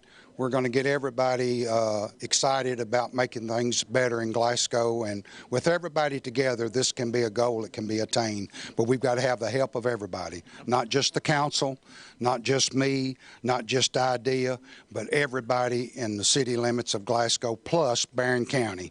Because if we do good, Barron County will do good. Barron County does good, Glasgow will do good. So we've got to all pull together to make this work. I bet you got a lot of people you want to thank, don't you, Harold? I couldn't go over everybody, probably about 2,000. But I've had probably 30 or 40 or 50 people that pushed me to run to begin with, and some of them are to the point to where they're almost house-ridden. But their calls and their urging on, it's basically, I thought when I got off the council 4 years ago that I had done my fair share and I was done, but I received call after call after call after I got off the city council. You know, what do we need to do about this? What do we need to do about that? And I felt like that I could make a difference. So that's the reason that I ended up running, and hopefully with everybody's help, 4 years from now we'll be standing here and there'll be a lot of people a lot better off than they are tonight. Congratulations, Harold. Thank you. Appreciate it. That's your new Glasgow mayor. Thank you. Harold M.D. Armstrong, thanks for stopping by and being a part of the broadcast. Yes, sir. Congratulations. Joe, while you're up there close by, well, let's see. First of all, tell me how many precincts we lack. Only one. It looks like City. Henry Park City is the only one we're waiting on. Yeah, Diane Stewart. Diane, is anybody you can call over in Park City? Bobby Bunnell, okay. Well, Terry should be able to call him for sure. Oh, Bobby's here. Okay. All right. Well, here's what I want to do. I want to look over this county judge executive race and the county clerk's race, too, as we are just about getting down to one precinct. Yep. Joe. Okay. One precinct remaining. The county judge executive race here in Barron County. Michael Hale with a little over a 400-vote lead. 7,399 for Michael Hale. 6,955 for Gary Tillman. Again, one precinct left in the county clerk's race, county court clerk race, excuse me. And currently it is Helena Birdwell with 8,008 votes. Sherry Jones with 6,184. All right, Joe, and let's see. What we're going to do right now, we've got some folks coming in, and we want to line up a couple of more interviews right here, take a quick break, and let us take a deep breath. Does that sound like a good plan for you, Joe? Works for me. Anything, Tommy Wells, is there anything else we need to add up down there on your board? Nope. Okay. Still waiting on Park City. That's right. I mean, that's what I mean. We're waiting on Park City, and we're Nellie told me that they're, that everybody's looking for Park City, so we'll get that in here, and we'll get it taken care of here shortly. All right? And we'll be right back after this on WCLU's live election coverage. All we like is Park City. We'll be able to tell you a lot more about it, and stay with us. Once again, we come together as a nation to exercise our freedom to choose who goes to work for us. This election is about experience, hard work, and your bottom line. The best vote you can cast is for Freddie Parrish at Parrish Carpet. Parrish is a well-respected name. He'll work hard for you, and when it comes to the bottom line, prices are fair to you and your hard-earned income. He's simply the man for the job. Vote for the name you trust, Parrish Carpet. This is Freddie Parrish, and I approve this message. Hello, I'm Kathy Murray. Did you know that some healthcare professionals still make house calls? Amedisys Home Health is a group of compassionate professionals who deliver the best care to our patients in their homes. Whether you're recovering from a surgery or recuperating from an illness, our home health nurses, aides, and therapists can provide medication and treatment to you in your home. Ask your doctors if you qualify for home health care, or call Amedisys Home Health Care at 270-651-7640. This is Eddie Bruner. How good are you at making decisions? If you're going through your jewelry box and you find a broken piece of jewelry, you got a decision to make. You can bring it to me and I can repair it for you. Yes, I repair jewelry. Or the decision could be to put it to good use by turning it into cash. I buy gold and silver, including your no longer needed jewelry items. The clear decision is to let me help you. See me, Eddie Bruner, Glasgow Coin and Jewelry on the north side of the Glasgow Square. A clear-cut decision.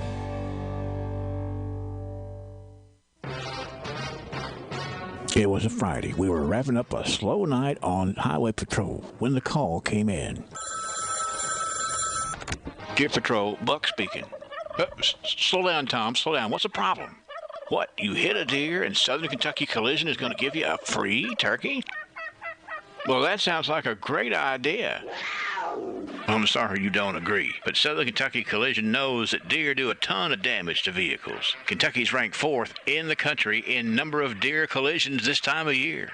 A free turkey when you bring your vehicle to Southern Kentucky Collision for repair of the deer damage is a great way to turn your luck around.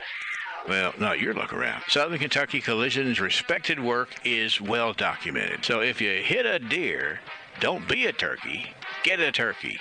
Bring your vehicle to Southern Kentucky Collision. Industrial Drive, Glasgow, 651-6413. I can think of plenty of reasons to shop at your local Phillips IGA. Fresh meats and quality products, fair prices, and friendly service. I'm store manager Trevor Phillips, inviting you to stop in and shop our 5-star store rated by IGA. Visit us on Main Street in Hiceville and online at phillipsiga.com to view our full sales ad, and make sure to like us on Facebook. Phillips Family IGA, where family, friends, and food have been coming together since 1960. Do you wake up every day feeling like you've been in a wrestling match? Could be your opponent is your mattress. Glasgow Mattress Outlet has helped a lot of folks win the battle for a great night's sleep by having a large showroom full of great choices for your home. Competitive pricing with remote beds starting at $235, and they have the memory foam mattresses for any size bed. Buying the right mattress to fit your need isn't complicated. Just stop in at Glasgow Mattress Outlet and see how easy they make it. They even have comfortable and affordable sheets. Any size 6-piece sheet set is just $22.65. Wow! Remember, Glasgow Mattress Outlet is stocking pocket knives for Christmas too. Find out what Glasgow Mattress Outlet customers already know. A better night means a happier life. Get started at 629 West Main, open Monday through Friday, 9 to 5:30, and Saturday till 4:30. Back with live coverage here at WCLU Studios of the November general election. Let's do some house cleaning here right now. I'm going to go to Joe Myers. We have one precinct that has not reported to us. That's Park City. Right. We've reviewed most of the numbers, but we have not reviewed the county attorney's race. Where are we now in the county attorney's race with all but one precinct in, Joe? Catherine Thomas has a 223 vote lead right now, with, like you said, one precinct remaining, and that is 7,110 votes for Catherine Thomas, 6,887 for Mike Richardson. And, Bobby, we had some people who called and said, y'all didn't give us the eastern precinct. Well, you know, I don't know what we did, but we're going to do it again anyway, so you just jump on it, sir. That's right. State representatives race, Riley 299, Drake 85, PVA, Shipley 181, Rayleigh 195, County Judge Executive, Tillman 214, Hale 174. County Attorney, Richardson 189, Thomas 191. County Clerk, Birdwell 219, Phillips Jones 164. Jailer, Bennett 233, Bellamy 145. Magistrate, Dickerson 224, Terry 164. Circuit Court Family Judge, Pence 252, Peppers 92. Board of Education, Miller 84, Doyle 35. Okay, thank you, Bobby. So there we have it. We have Eastern reported. We understand now that Park City is in the building, but we're not ready to post it because of the fact that we have to, most of the time we have to add 2 machines together so that we don't just throw some number out there. Many of these precincts have not 1 but 2 machines, and so that's being added up front. We should have it in here just in a minute. So everybody, see, we have like a lineup back there on the back wall of folks waiting for Park City to come in here. Yeah, let's go ahead and talk with Joe real quick right here while we're waiting for Park City to come in. We're dealing with numbers, but we're also dealing with winners too. So, Joe. All right, Henry, thank you very much. We've got Joe Trigg, who is back on the Glasgow City Council. Congratulations, Joe. All right, I'd just like to thank the people for their support, and I'm looking forward to being back on the council. What are you looking forward to working on the most, Joe? Well, whatever the issues are, we'll approach them with a logical and maybe straightforward sense and see where we end up. Why did you decide you want to get back on the council? As usual, a lot of people was asking me to do something. All right, congratulations. All right, thanks. Yes, sir. Thank you for coming by, Joe. Oh, he's got one more thing. This is for Joe Richardson. I felt like a balloon in a porcupine factory. For Bobby Richardson, he made a You're doing good. Here, James Happy Neal's in here. You want to get him on there? Sure. Come on up, James. Waiting for, because I didn't see Park City come back down the hallway. All right.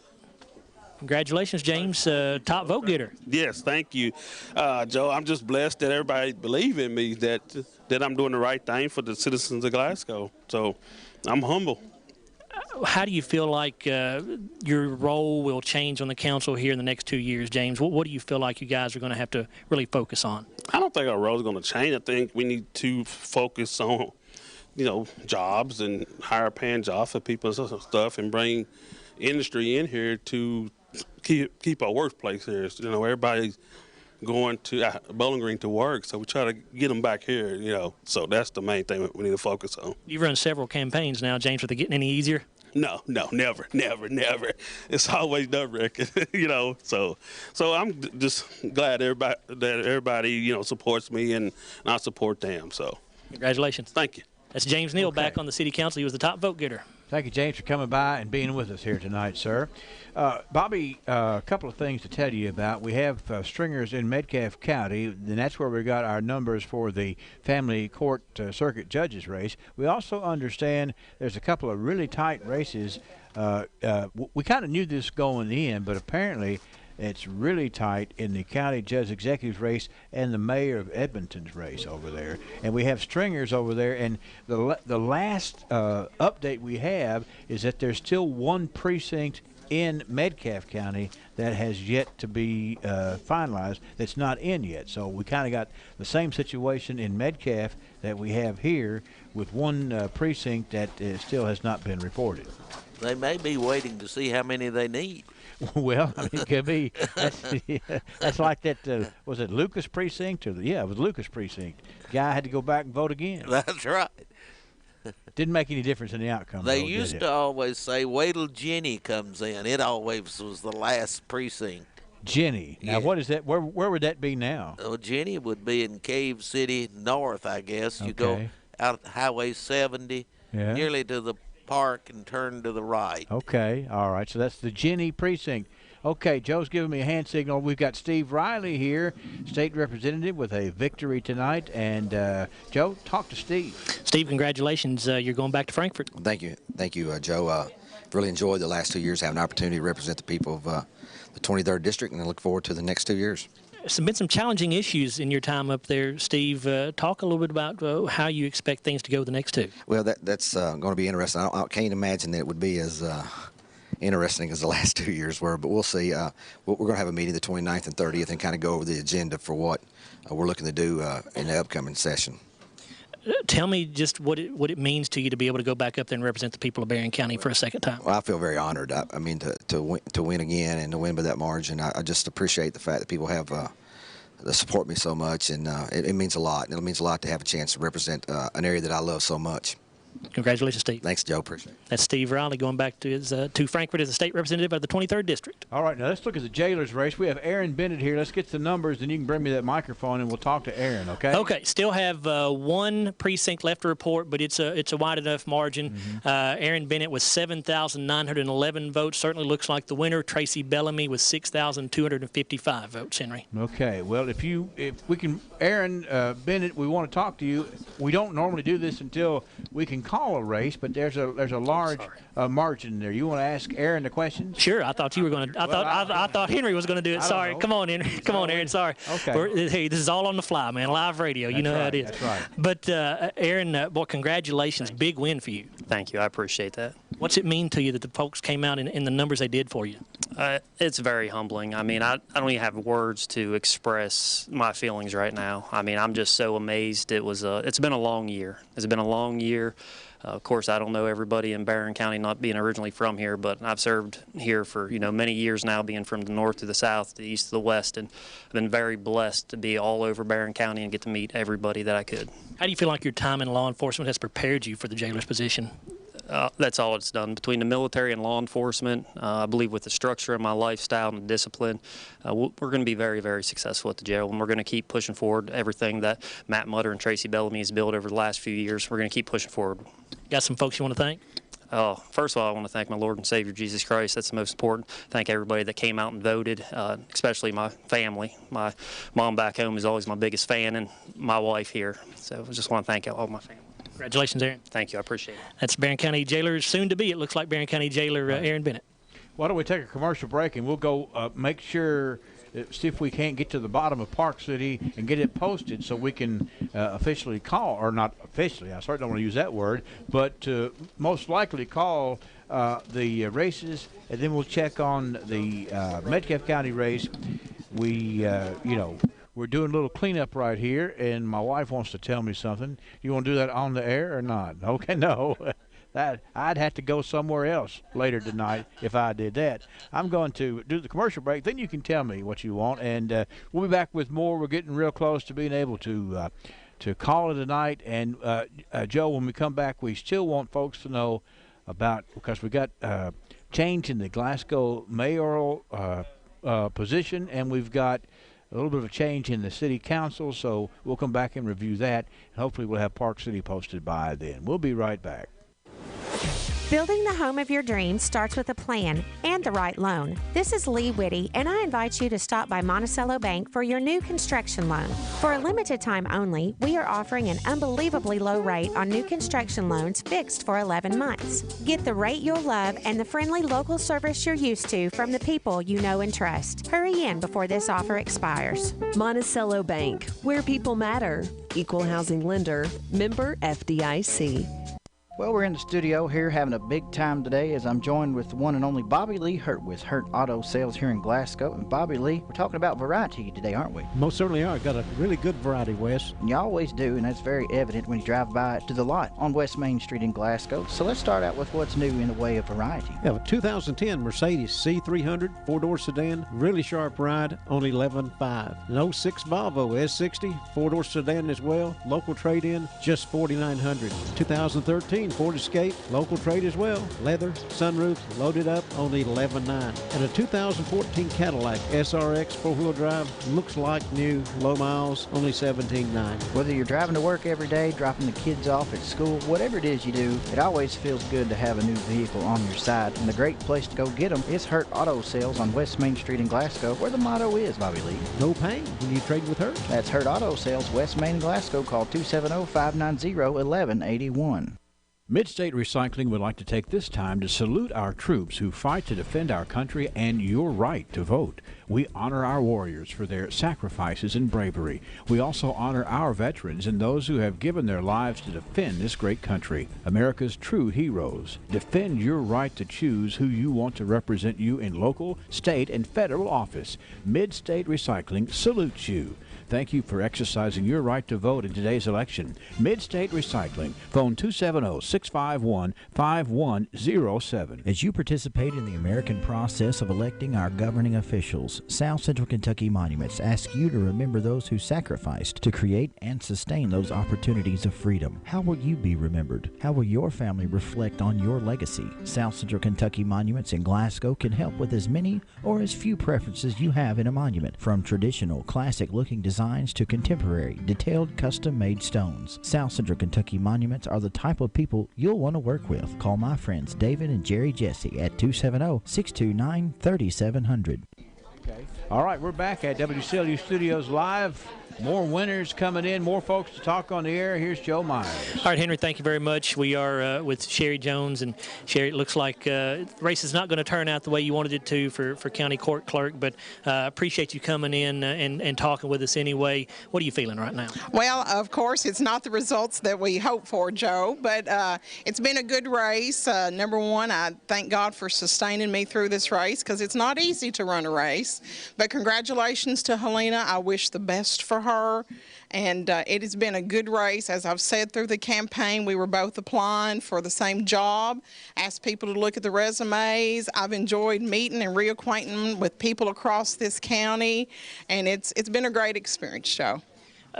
I mean, and what I like most about it is you and Helena have run such a good race. It's been very amiable. You guys have just been great. Absolutely. That's the way I promised her, and she promised me from the get-go, and I believe we both fulfilled it to that end. Thanks, Sherry. Thank you. Thank you, Sherry Jones. Thank you, Sherry, for coming by and being with us tonight. And it's always, you know, it's got to be harder to smile when you come out on the short end, but I think she's doing a good job, Bobby, as we were talking about. She's a fine lady. No question about it. We have Park City going through the line. I'm going to tell you, we've been waiting for Park City so long. Bobby, let's share. Look at the voter turnout in Park City today. My goodness.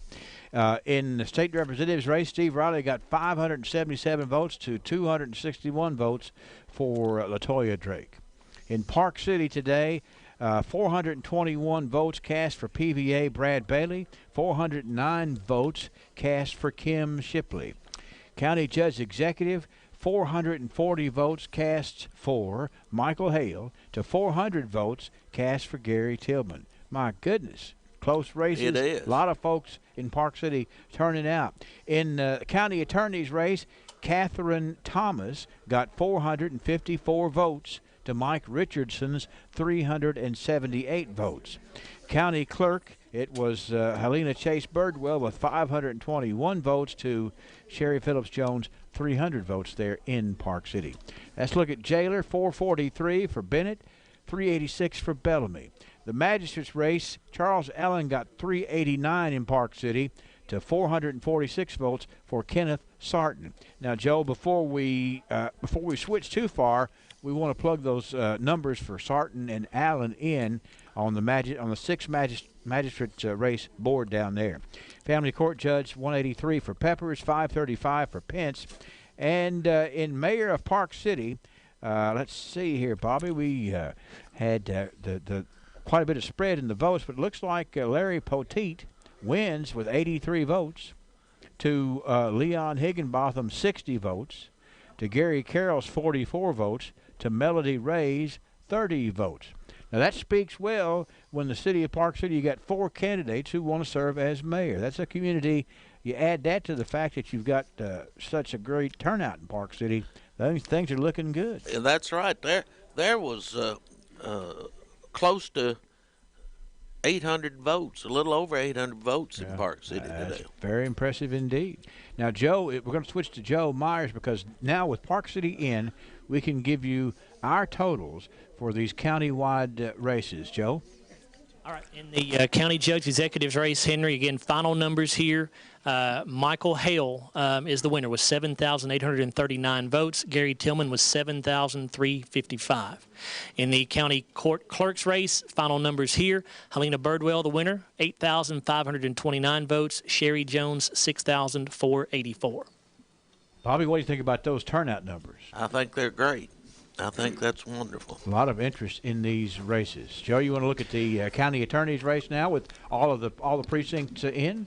Has Allison put that on the board? Yep, we're good to go. Okay. The county attorney's race looks like Catherine Thomas is going to be your winner with 7,564 votes. Mike Richardson, 7,265. So just right at 300 votes separating. Okay. You want to walk over and let's check that magistrate's race. I'm sorry. Go ahead. We've not looked at the PVA race in a while. Again, these are the final numbers here. Very, very tight, but it looks like Kim Shipley is the winner here. 7,628 votes. Brad Bailey finishing with 7,430. Jailer numbers real quick. Again, the final numbers, Aaron Bennett wins it with 8,354 votes. Tracy Bellamy, 6,641. All right, some tight races there, Bobby. Some There tight are. races indeed. You want to go down and let's see. Let's go ahead. You're down there with Cheryl. Let's talk about the family court judge. We've got, I think we still have one Metcalfe County precinct out, but go ahead. No. According to this, Henry, we've got all the numbers in Metcalfe County and Barron County in this race. All right. Okay. According to what we've got here. Okay.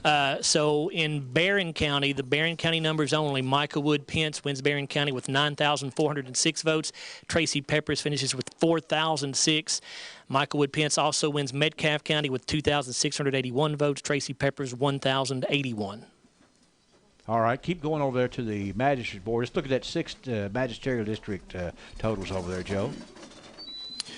I think Tommy's still working on those right now, Henry. All right. We don't want to put any pressure on it, do we? No, please don't. We can look at the Barron County magistrates races while he finishes that up. Everything but the 6th district, I think it looks like is in.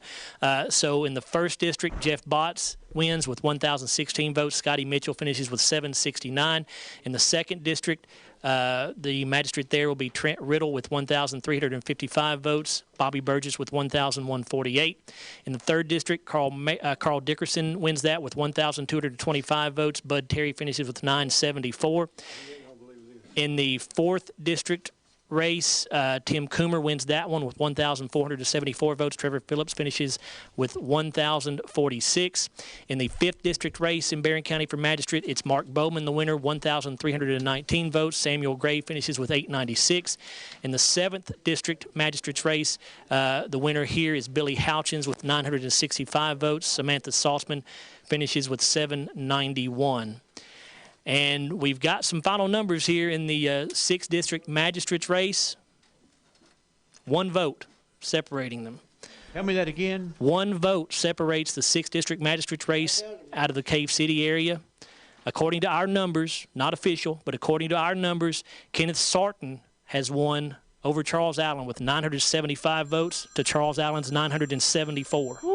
Boy, that's a tight one. I hope that up in the middle offices up here, they're going to triple check those numbers. Right? Absolutely.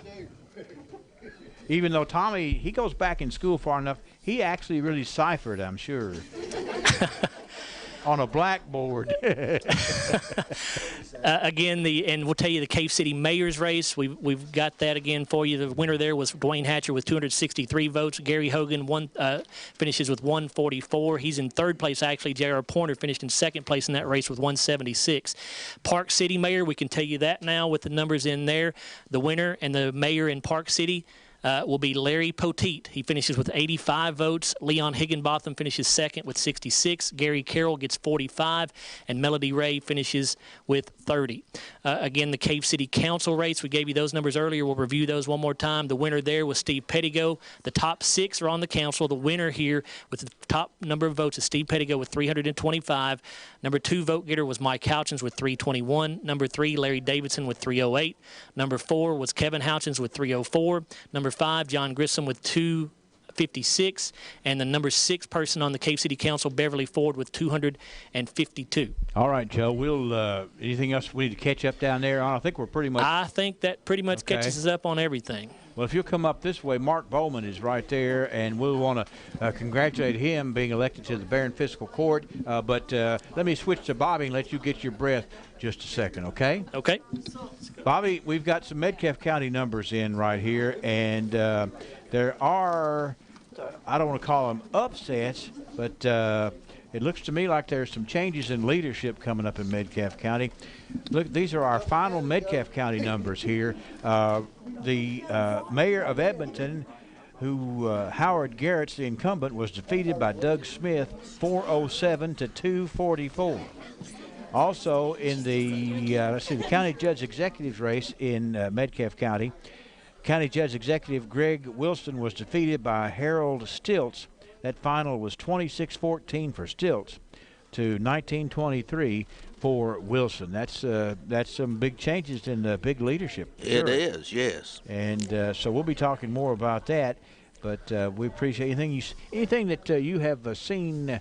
We haven't actually just asked for your opinion on anything for a long time. You want to share anything before we go to Joe? Well, I don't think I have any opinions right now. Okay, all right. Well, I mean, the thing is, I'm ready to eat, Tommy. Okay, all right, that's right. Tommy, see if there's any barbecue up there. I did. Okay, all right. Now let's go to Joe Myers. He's got a new member of the Barron Fiscal Court over there.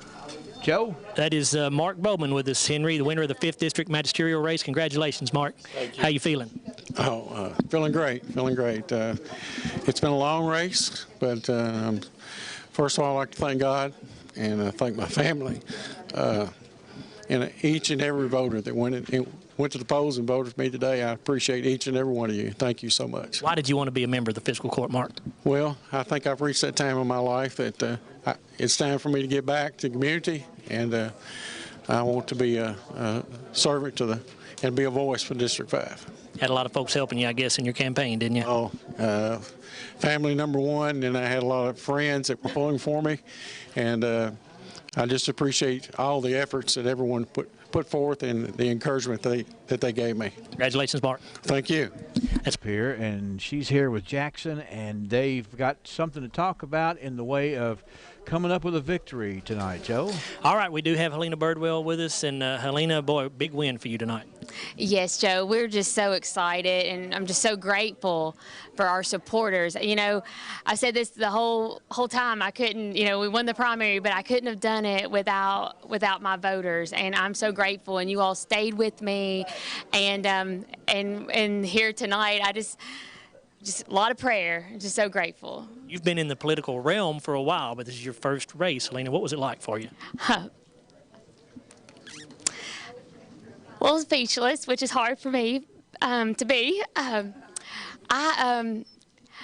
told a lot of people, you know, working for Congressman Brett Guthrie is such an honor, but I never had to worry about Congressman Guthrie winning. He's just so loved, and I've watched him, how he takes care of his constituents, and just how he works with everyone across party lines to do what's best for everybody, for America, for Kentucky. And tonight, Congressman Guthrie drove up from Bowling Green, and he was there at the house with us as we watched a lot of the numbers come in, and it was just such an honor to have him there, and just to have him supporting me the whole time was it's just surreal. I can't even tell you. Well, congratulations, Helena. It's a great win for you.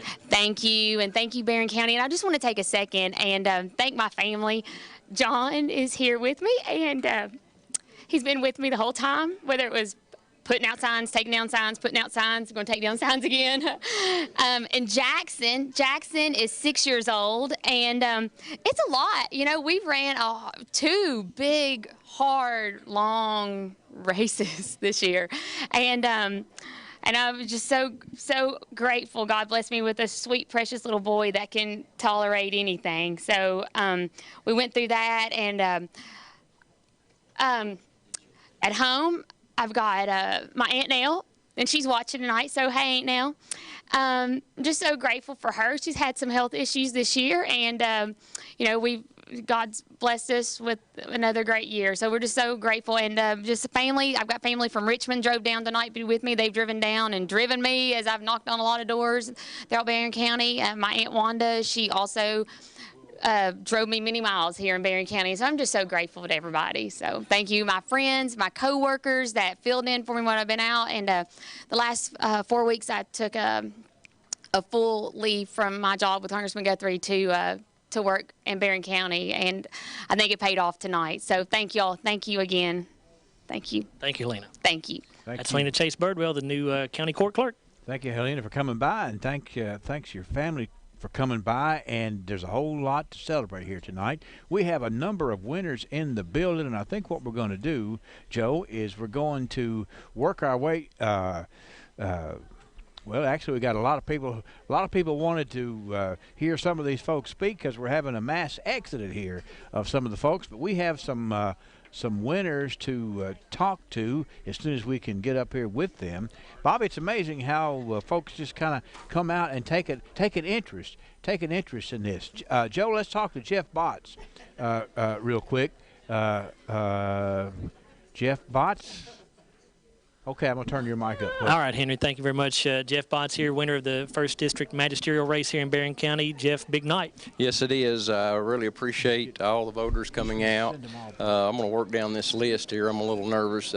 This is the journey that I'm journeying in. It's actually, I want to say, it's just a call, and some people were questioning, why are you doing this? Well, I didn't really answer it at the time, but I can say now it's just been a calling of God for me to do this. I've been running from it for about 10 years and using every kind of excuse, but it is a calling, and I want to thank my wife. She's my campaign manager, and the paperwork you have to do, it's a nightmare, so I thank her for that.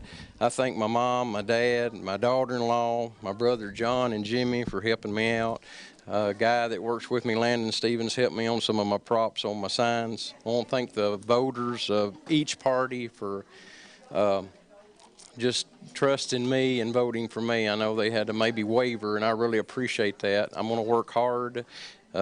Most of the people know my bloodline. I'm the owner of Botts Plumbing, and we try to work hard and do our business right.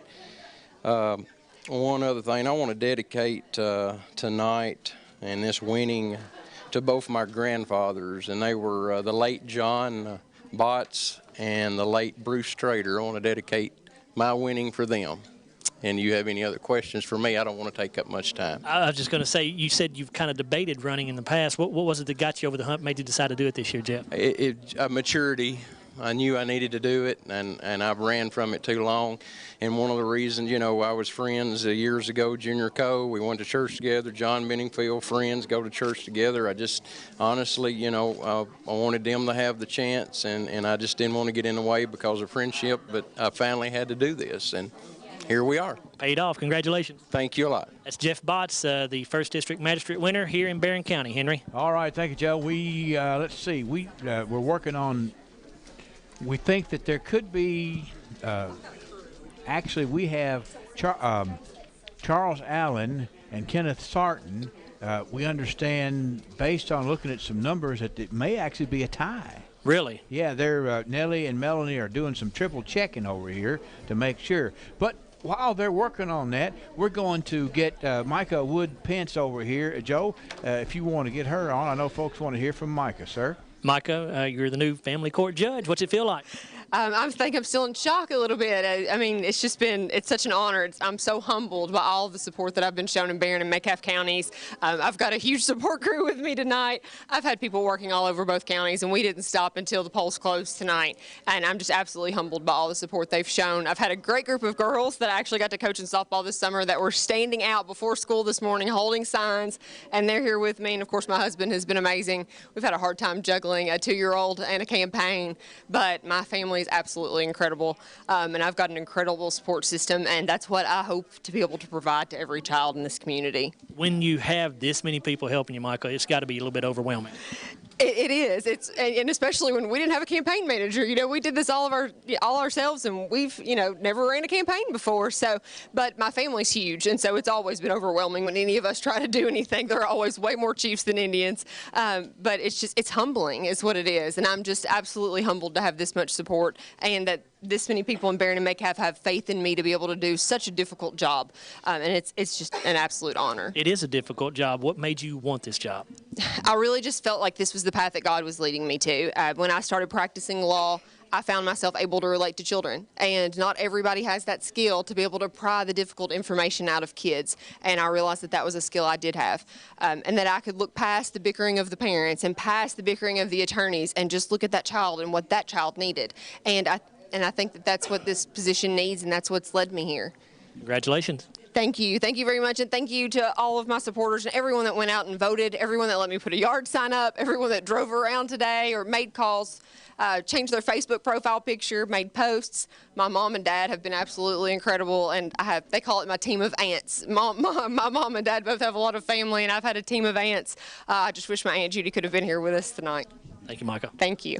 It's Michael Wood Pence, the new family court judge. Joe, first of all, we have more winners and folks that we want to interview here just in a second, but we need to take a quick commercial break. We're triple checking on numbers, Nellie and Melanie, and we could have a tie, or we could have a one vote. By our numbers, it's still one vote by our numbers. So we got to make sure whatever numbers we're talking about the 6th magisterial district.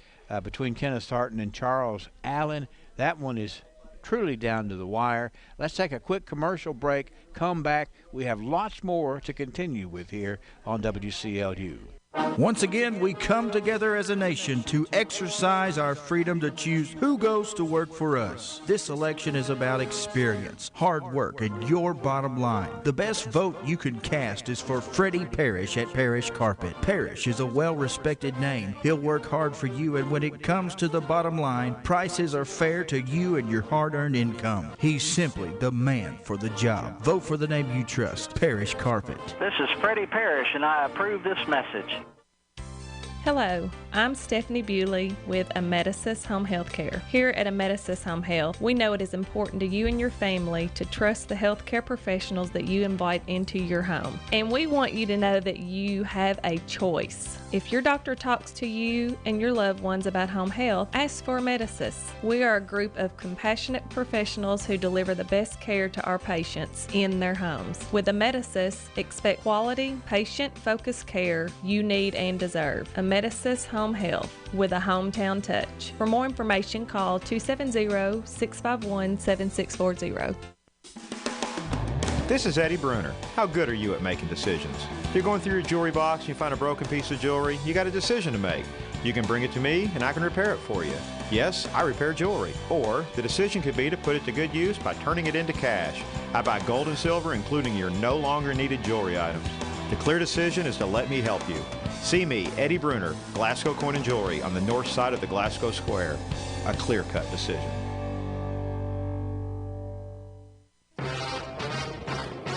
It was a Friday. We were wrapping up a slow night on highway patrol when the call came in. Deer Patrol, Buck speaking. Slow down, Tom. Slow down. What's the problem? What, you hit a deer and Southern Kentucky Collision is going to give you a free turkey? Well, that sounds like a great idea. I'm sorry you don't agree, but Southern Kentucky Collision knows that deer do a ton of damage to vehicles. Kentucky's ranked 4th in the country in number of deer collisions this time of year. A free turkey when you bring your vehicle to Southern Kentucky Collision for repair of the deer damage is a great way to turn your luck around. Well, not your luck around. Southern Kentucky Collision's respected work is well documented. So if you hit a deer, don't be a turkey, get a turkey. Bring your vehicle to Southern Kentucky Collision. Industrial Drive, Glasgow, 651-6413. Well, we've had a mass exodus here in the studio because folks want to get out front and get to the Bubby Perkins barbecue that we have up front. Bubby Perkins, what is it? No Place Special Barbecue? Nothing special. Ain't nothing special barbecue. Let's get the name. Can you spell that? Bobby Richardson's even left the table to go up there and get some Bubby Perkins Ain't Nothing Special Barbecue. But he came back. I don't know. What are they out or what? Okay, all right. Then I got back there. Okay. And Madeline. Okay. Back there, Okay. All right. Okay. All right. Well, you just settle in. Joe Myers has got some folks up here to interview, sir. All right. We're joined by Mike Richardson, who finishes as the runner-up in the county attorney's race. Mike, I know you're disappointed, obviously, with the outcome, but tell me what this campaign's been like for you. It's been incredible. First, I want to thank my wife and my son. You know, they had to endure a lot of nights that I'd either show up late or couldn't spend a lot of time with them like I usually could doing this campaign. You know, I started this over a year ago, and if you would have asked me a year ago if I would have come within 300 votes of winning, I would have thought you were crazy. It's funny, it ended in Park City because I started in Park City doing door-to-door a year ago. Throughout the year I did that, and you know, I knew going into it, I was going to be behind. I gave it my all. And the main thing is, when I started getting out and speaking to people and going to these different places, telling them that, at the county attorney's office that, I was trying to hold repeat offenders accountable, prosecute those prescription drug DUIs, and hold those abusers accountable, and take a stand on violence against women. I think that really resonated with a lot of people. But I've been so glad to meet people throughout this campaign. I mean, I didn't know how I'd feel right now, but I feel great. I gave it my all. At the end of the day, it wasn't good enough. I sent a text to Catherine. We're friends at the end of the day. Congratulations to her, and it was a good race. Mike, we appreciate you coming by here, okay? It's Mike Richardson. All right, and Mike, you certainly made a lot of friends, and you impressed a lot of people, and you did a great job out there, and thank you very much for coming and being a part of our broadcast tonight. We see Mike a lot because his office is right across the street. That's right. So, hold on future. Now. He's got a political future. Well, that's good, Steve. This is the man who has a political past. who can chime in on that, Mike? All right. Thank you very much. Appreciate you coming. We look forward to it. My future is behind me. Joe, let's go back up here. Who are we going to talk to next? Joe, you want to talk to Trevor? Get up there, Trevor. Trevor Phillips joining us here. And, Trevor, I know, again, not the outcome you're looking for in your magistrate's race, but tell me why you wanted to run for this. Well, I have a passion for the people of Barron County. I want to see what's best. I think that we have a lot of things going forward, and I run on being dedicated, determined, and driven, and that's something that's important to me. I hope that we can continue being aggressive and doing great things here in Barron County. But first of all, Joe, I want to thank the Lord for his guidance. Without him, you can do nothing. And I want to thank my wife. She has supported me through this a lot. The campaign trail is hard for anyone, and all of us as Barron County citizens should be very proud of all the candidates on the ballot because it's a hard-fought race for everyone. The ballot this time had wonderful names on it, which is why we've seen such a great turnout today, which is a good thing. I like it when people get out and vote. I've seen the lines today at all the places, and that's good. People should vote and put their voice out there. But, I knocked on over 2,000 houses, and it takes a lot to get out and do that. So that was my journey every afternoon for a long time. Unfortunately, I didn't make it to every house, and that's maybe where I fell short. But I tried to get to where I could. And at the end of the day, I'm proud of my campaign, and I want to say thank you to the over 1,000 people that voted for me. That's something to be proud of. And the 4th district is the largest magisterial district in Barron County, so it's definitely something to travel. And I appreciate everyone that put signs up for me and give me their vote of confidence. We fell short, but things will remain positive for Barron County, and I will be here behind the scenes continuing to help the leaders of Barron County move forward. Trevor, we appreciate you coming up. Thank you, Joe. That's Trevor Phillips. Thank you, Trevor. You want to go ahead and move right here to Michael Hale. Judge Hale is he don't get in front of them. Okay, I didn't see. Okay, let's just go ahead and work up through right here.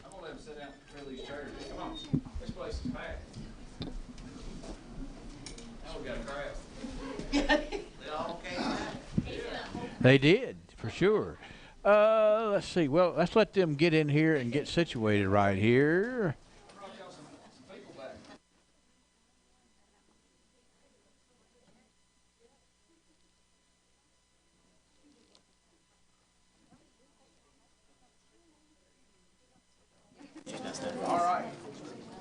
All right. We have, let's see, we got everybody in here sitting down. And we have Sherry. Sherry, what's your last name? Sherry Eubanks. She's on the council. I'm sorry, Sherry. We've seen so many faces right here. Another newcomer to the Glasgow City Council, Sherry Eubank. Okay, Joe, take off. Apologize for that. We've seen so many people coming in and out of here. But Sherry, what's it mean for you to be on the council? Oh, there you go. I know you've been standing over there for a while. What's it mean to you to be on the council now? It is just an amazing feeling to have so many people go out and vote for me, to give me the chance to come in and make changes and let me be your voice. And I've told you in the past I will listen and I'll do the best I can.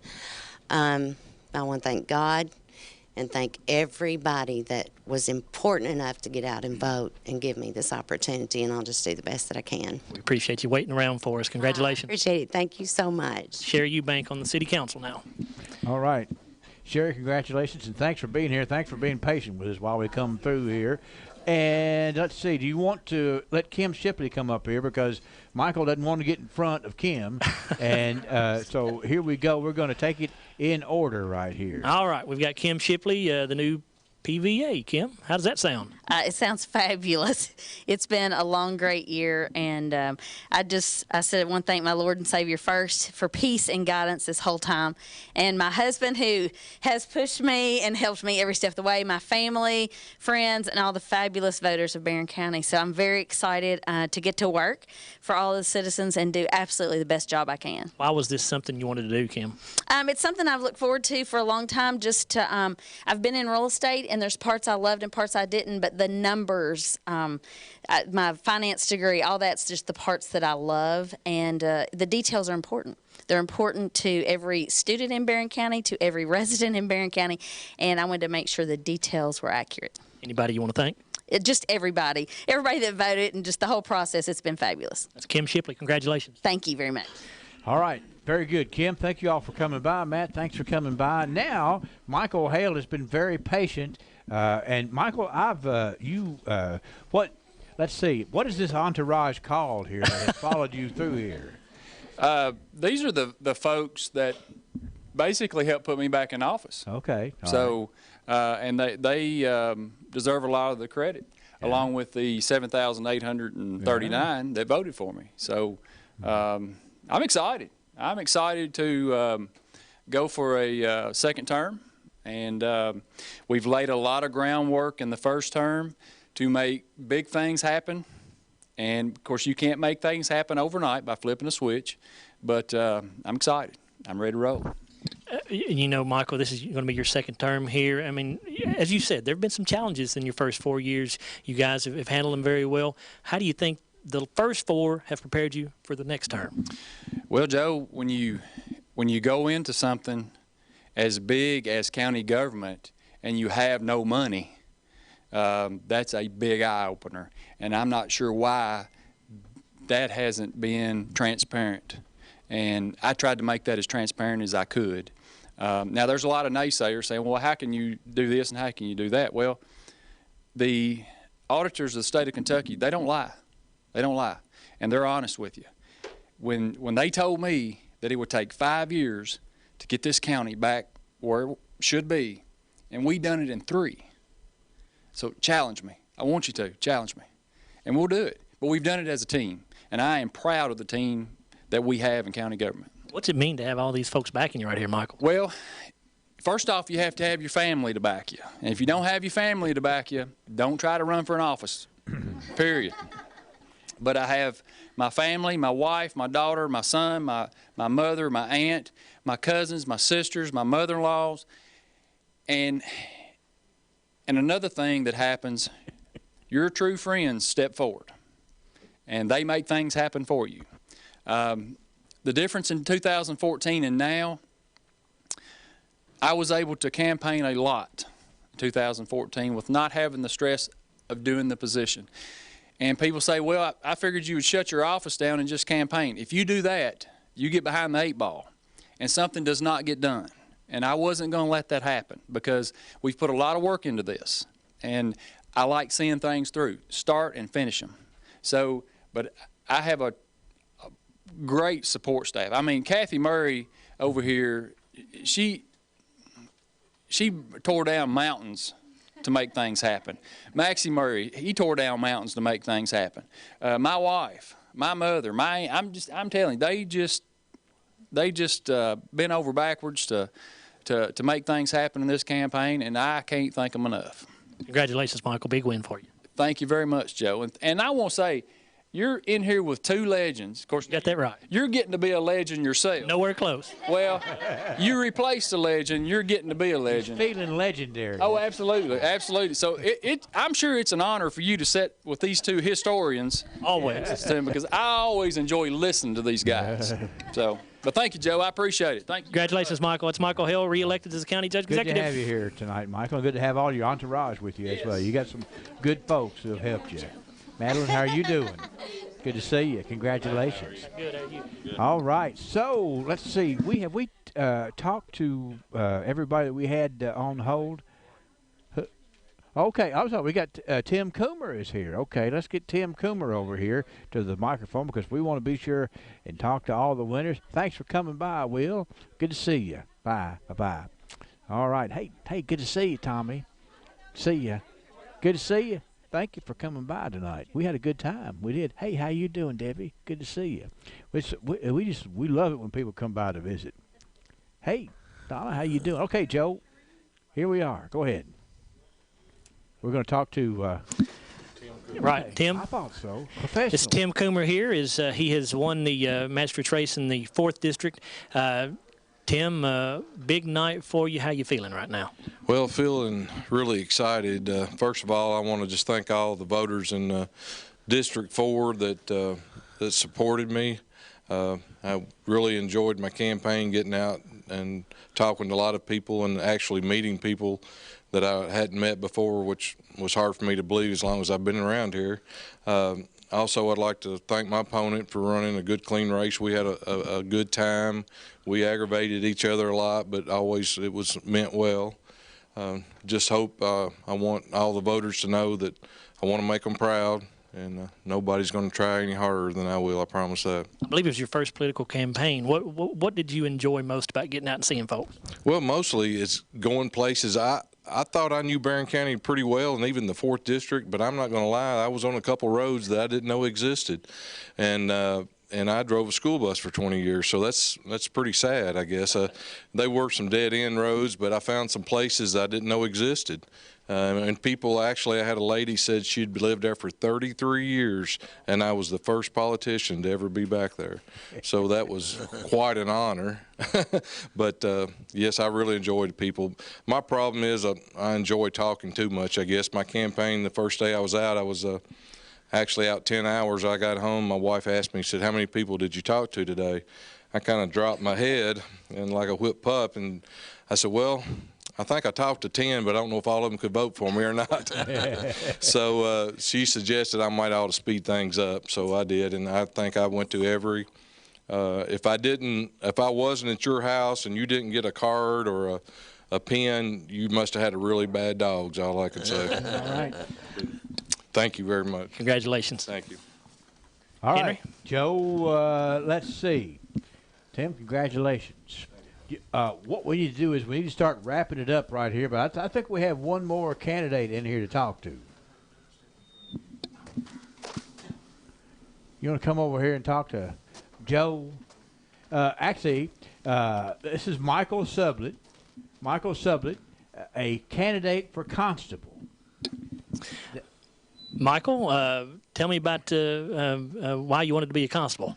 Well, it was something laid on my heart, and I thought about it, and I think in the composition, try to make a difference in the job and what it means to the city of Glasgow, not for me to get the rewards, but the people of Glasgow get the rewards out of it. And really, it's something I thought about. I ran 4 years ago and lost my 9. I said I wasn't going to do it no more. And then I just prayed over it, and it laid on my heart, so I stepped up to the plate, and I thank God for the victory. Mike, we sure appreciate you coming by. Right.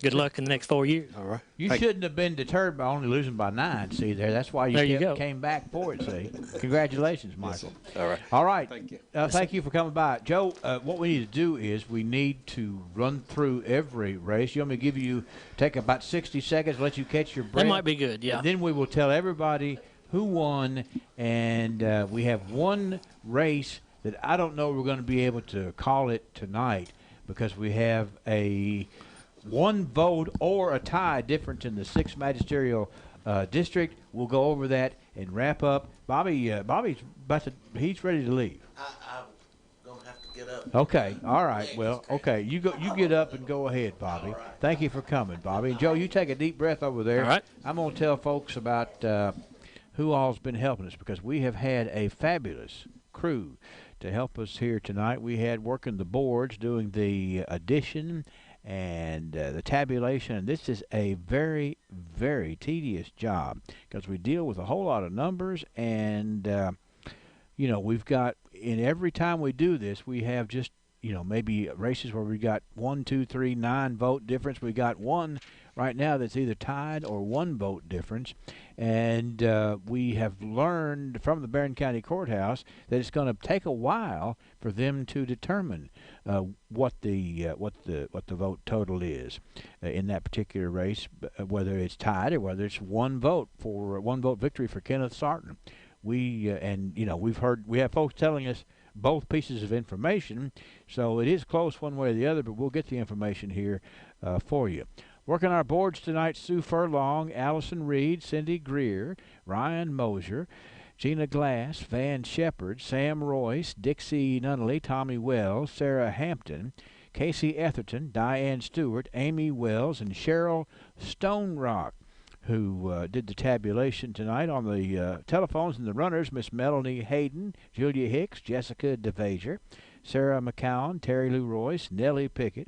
In the newsroom, keeping up with everything, was our own Aaron Russell. Precinct workers, my goodness, some fine folks helping us, like Cindy Wilson, James Moore, Todd Steenbergen, Carrie Button, Brenda Hogue, Daniel Bird. Also, we have Kathy Regal, Sue Mutter, Jennifer McPherson, Susan Jackson, Ruth Hundley, Kara Mayhew, Mike Harris. We also have, Chad Renfro, Nancy Botts, Helen Esham, Bobby Esters, Nancy Lyons, Benita Davidson. Also, we have Bruce Tribune, Martha Wagner, Kay Shipley. We have Tammy Haney, who's bringing us into the 90s, to the 2000s, because she was triple-checking our math on a spreadsheet back there. That's the first time that we have. That's what you call those, isn't it? Spreadsheets? Okay, all right. Tammy Haney, our own Tammy Haney, was doing that. And, you know, Tammy's husband, Donnie, was our Metcalfe County stringer tonight, too. So that was really neat, too, because that seemed to go flawlessly. Cody Meek with the Glasgow Electric Plant Board is a fixture on these operations. Cody, we're glad to have you up here. And let's see. I think that I have do I have everybody's name on there? I think that I do.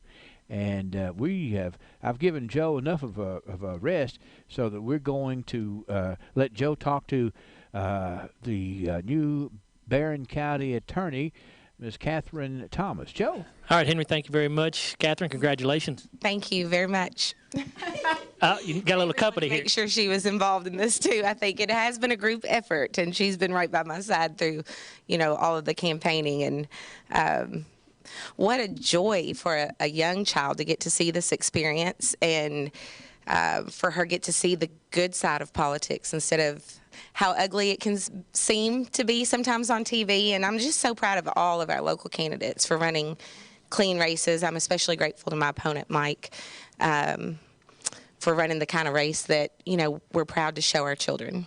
Why did you want this position, Catherine? You know, it's really quite simple when it comes down to it. I do love Barron County. I think that the position of Barron County Attorney, because it has so many varied responsibilities, just gives you the opportunity to really touch and affect people's lives throughout the county. And you're not just dealing with people who are charged with criminal offenses, but you're also dealing with people who are, you know, struggling to help their elderly parents out and manage their affairs. You're helping get children out of an unsafe environment. You're just helping in so many ways. And I think that the Barron County Attorney's position, maybe more so than any other in the judicial system or the legal system locally, affects more people here locally in our county than any other position. And that part of the job speaks to my heart a great deal. Anyone in particular you want to thank, Catherine? Oh, yes, there is. I want to thank Avery. Turn around here. See, there. That's the camera right there, I think, Avery. Do you want to say anything? No. Do you want to say thank you? Thank you. Yeah. We are so very grateful for the support that we've received. And, you know, this has been somewhat of like a 3-year effort for me. I think most people remember I was around in 2016, and what a wonderful opportunity it was to get to know the county more. And I think that laid a good foundation for this race as well. But there's many people out there. I want to thank everyone who supported me. And so many people have encouraged me along the way, just when I least expected it. And that's been it's just been wonderful.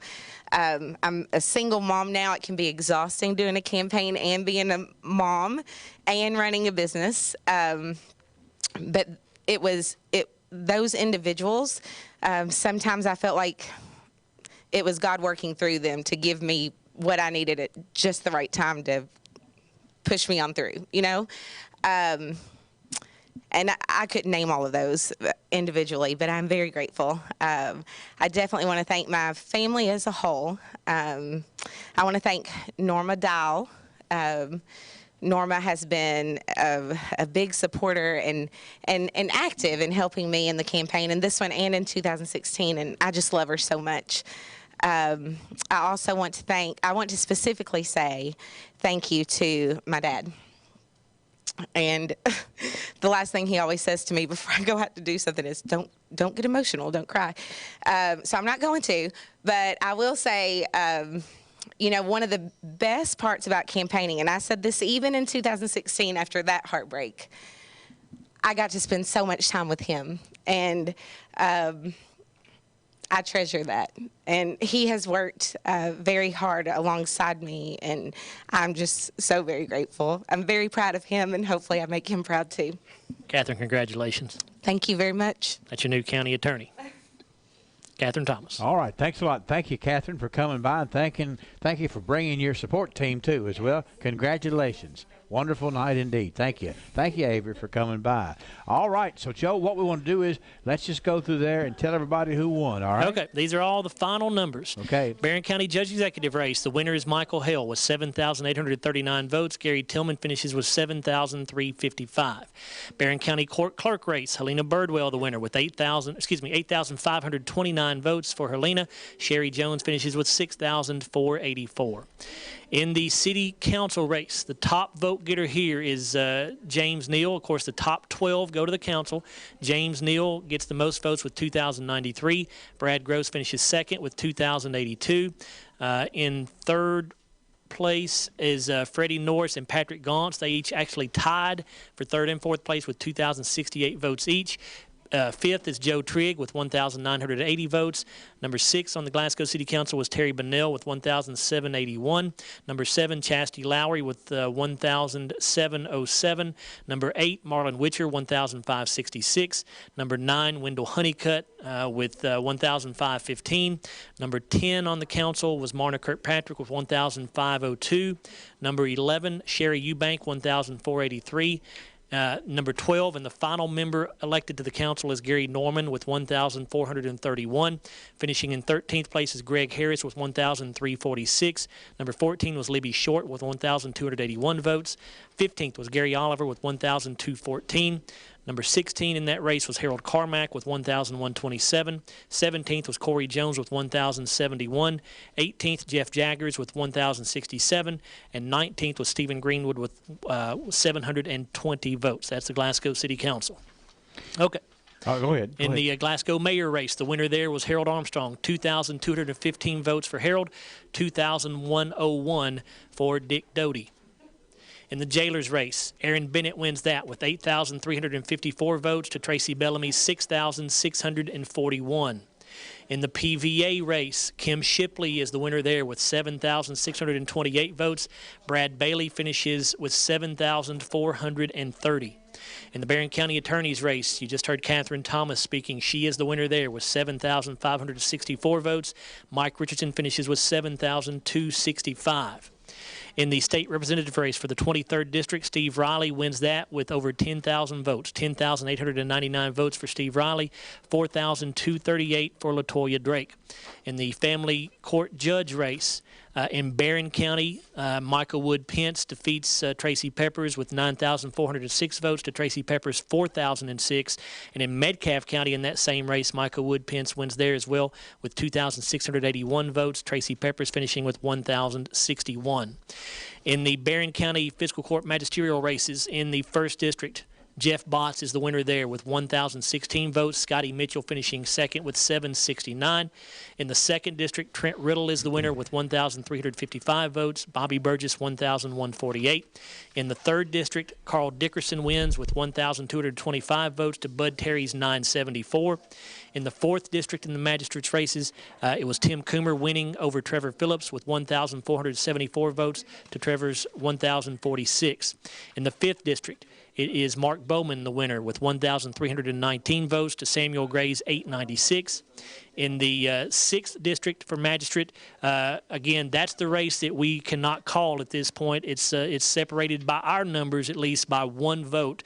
Right now we have Kenneth Sarton with a 1-vote lead at 975 votes to Charles Island's 974. Again, certainly not official. And then in the 7th District magisterial race, Billy Houchins finishes that as the winner with 965 votes to Samantha Saltzman's 791. Looking at the Cave City Mayor's race, Dwayne Hatcher, the winner there with 263 votes. J.R. Pointer finishes second with 176. Gary Hogan finishes third with 144. In the Park City mayor race, winner there was Larry Poteet with 85 votes. Leon Higginbotham finishes second with 66. Gary Carroll with 45. And Melody Ray finishes with 30. In the Cave City City Council race, the top 6 vote getters are elected to the council here. Top voter was Steve Pettigo with 325 votes. Number 2 was Mike Houchins with 321. Number 3, Larry Davidson with 308. Number 4, Kevin Houchins with 304. Number 5 was John Grissom with 256. And the number 6 vote getter and the final member elected to the Cave City Council was Beverly Ford with 252 votes. Also in that race, you had Lester Carney finishing with 218. You had Denny Doyle finishing with 238. And Kelly Ballard finished with 247. In the Board of Education race in the 1st District, the winner there is Mike Miller with 1,714 votes. John Doyle finishing with 1,010. In the U.S. Representative Congressional race in the 2nd District, Brett Guthrie wins easily here in Barron County with 10,622 votes. Hank Linderman finishing with 3,610. And Thomas Locken finishing with 500 votes. And finally, on the constitutional amendment for Marcy's Law, here in Barron County, that got 7,557 yes votes, 5,863 no votes. And Joe, Wes tells me this is a piece of information you want to know, that tip-off for the Duke game has been moved back to 9:03. You mean the Kentucky game, right? Yeah, the Kentucky game. I'm sorry. We want to get to the right nomenclature. That's right. Okay. That's right. That's good. I'm glad to hear that. And so now Joe is going to, the next numbers you'll hear from him are coming Friday night in playoff football. Yep. Scotty's will host Carroll County Friday night. Right. Pregame starts at 6:30. Second round playoff game. Should be fun. Thank you for being with us. It's been you got to admit, it's been a fascinating political season, and we have had good candidates, good voter turnout, good winners, gracious losers. This couldn't have been a better night overall. Sure. That's right. Okay, yep. Joe Myers, thanks for being with us. I am going to declare this a wrap. Thanks again to Parish Carpets, Amedisys Healthcare, Amedisys Home Health, Glasgow Coin and Jewelry, Southern Kentucky Collision, Phillips IGA in Hiceville, Glasgow Mattress Outlet, Monticello Banking Company, Hurt Auto Sales, Mid-State Recycling, and Southern Kentucky Monuments. For the entire staff here at WCLU, this is Henry Royce thanking you for joining us, and we look forward to seeing you again the next election for Election Returns. WCLU Radio's live and local coverage of the 2018 November general election, sponsored in part by Parish Carpeting, Amedisys Healthcare, Glasgow Coin and Jewelry, Southern Kentucky Collision, Phillips IGA in Hinesville, Glasgow Mattress Outlet, Monticello Banking, Hurt Auto Sales, Mid-State Recycling, and South Central Kentucky Monuments. 2018 election coverage on your home for local WCLU Radio.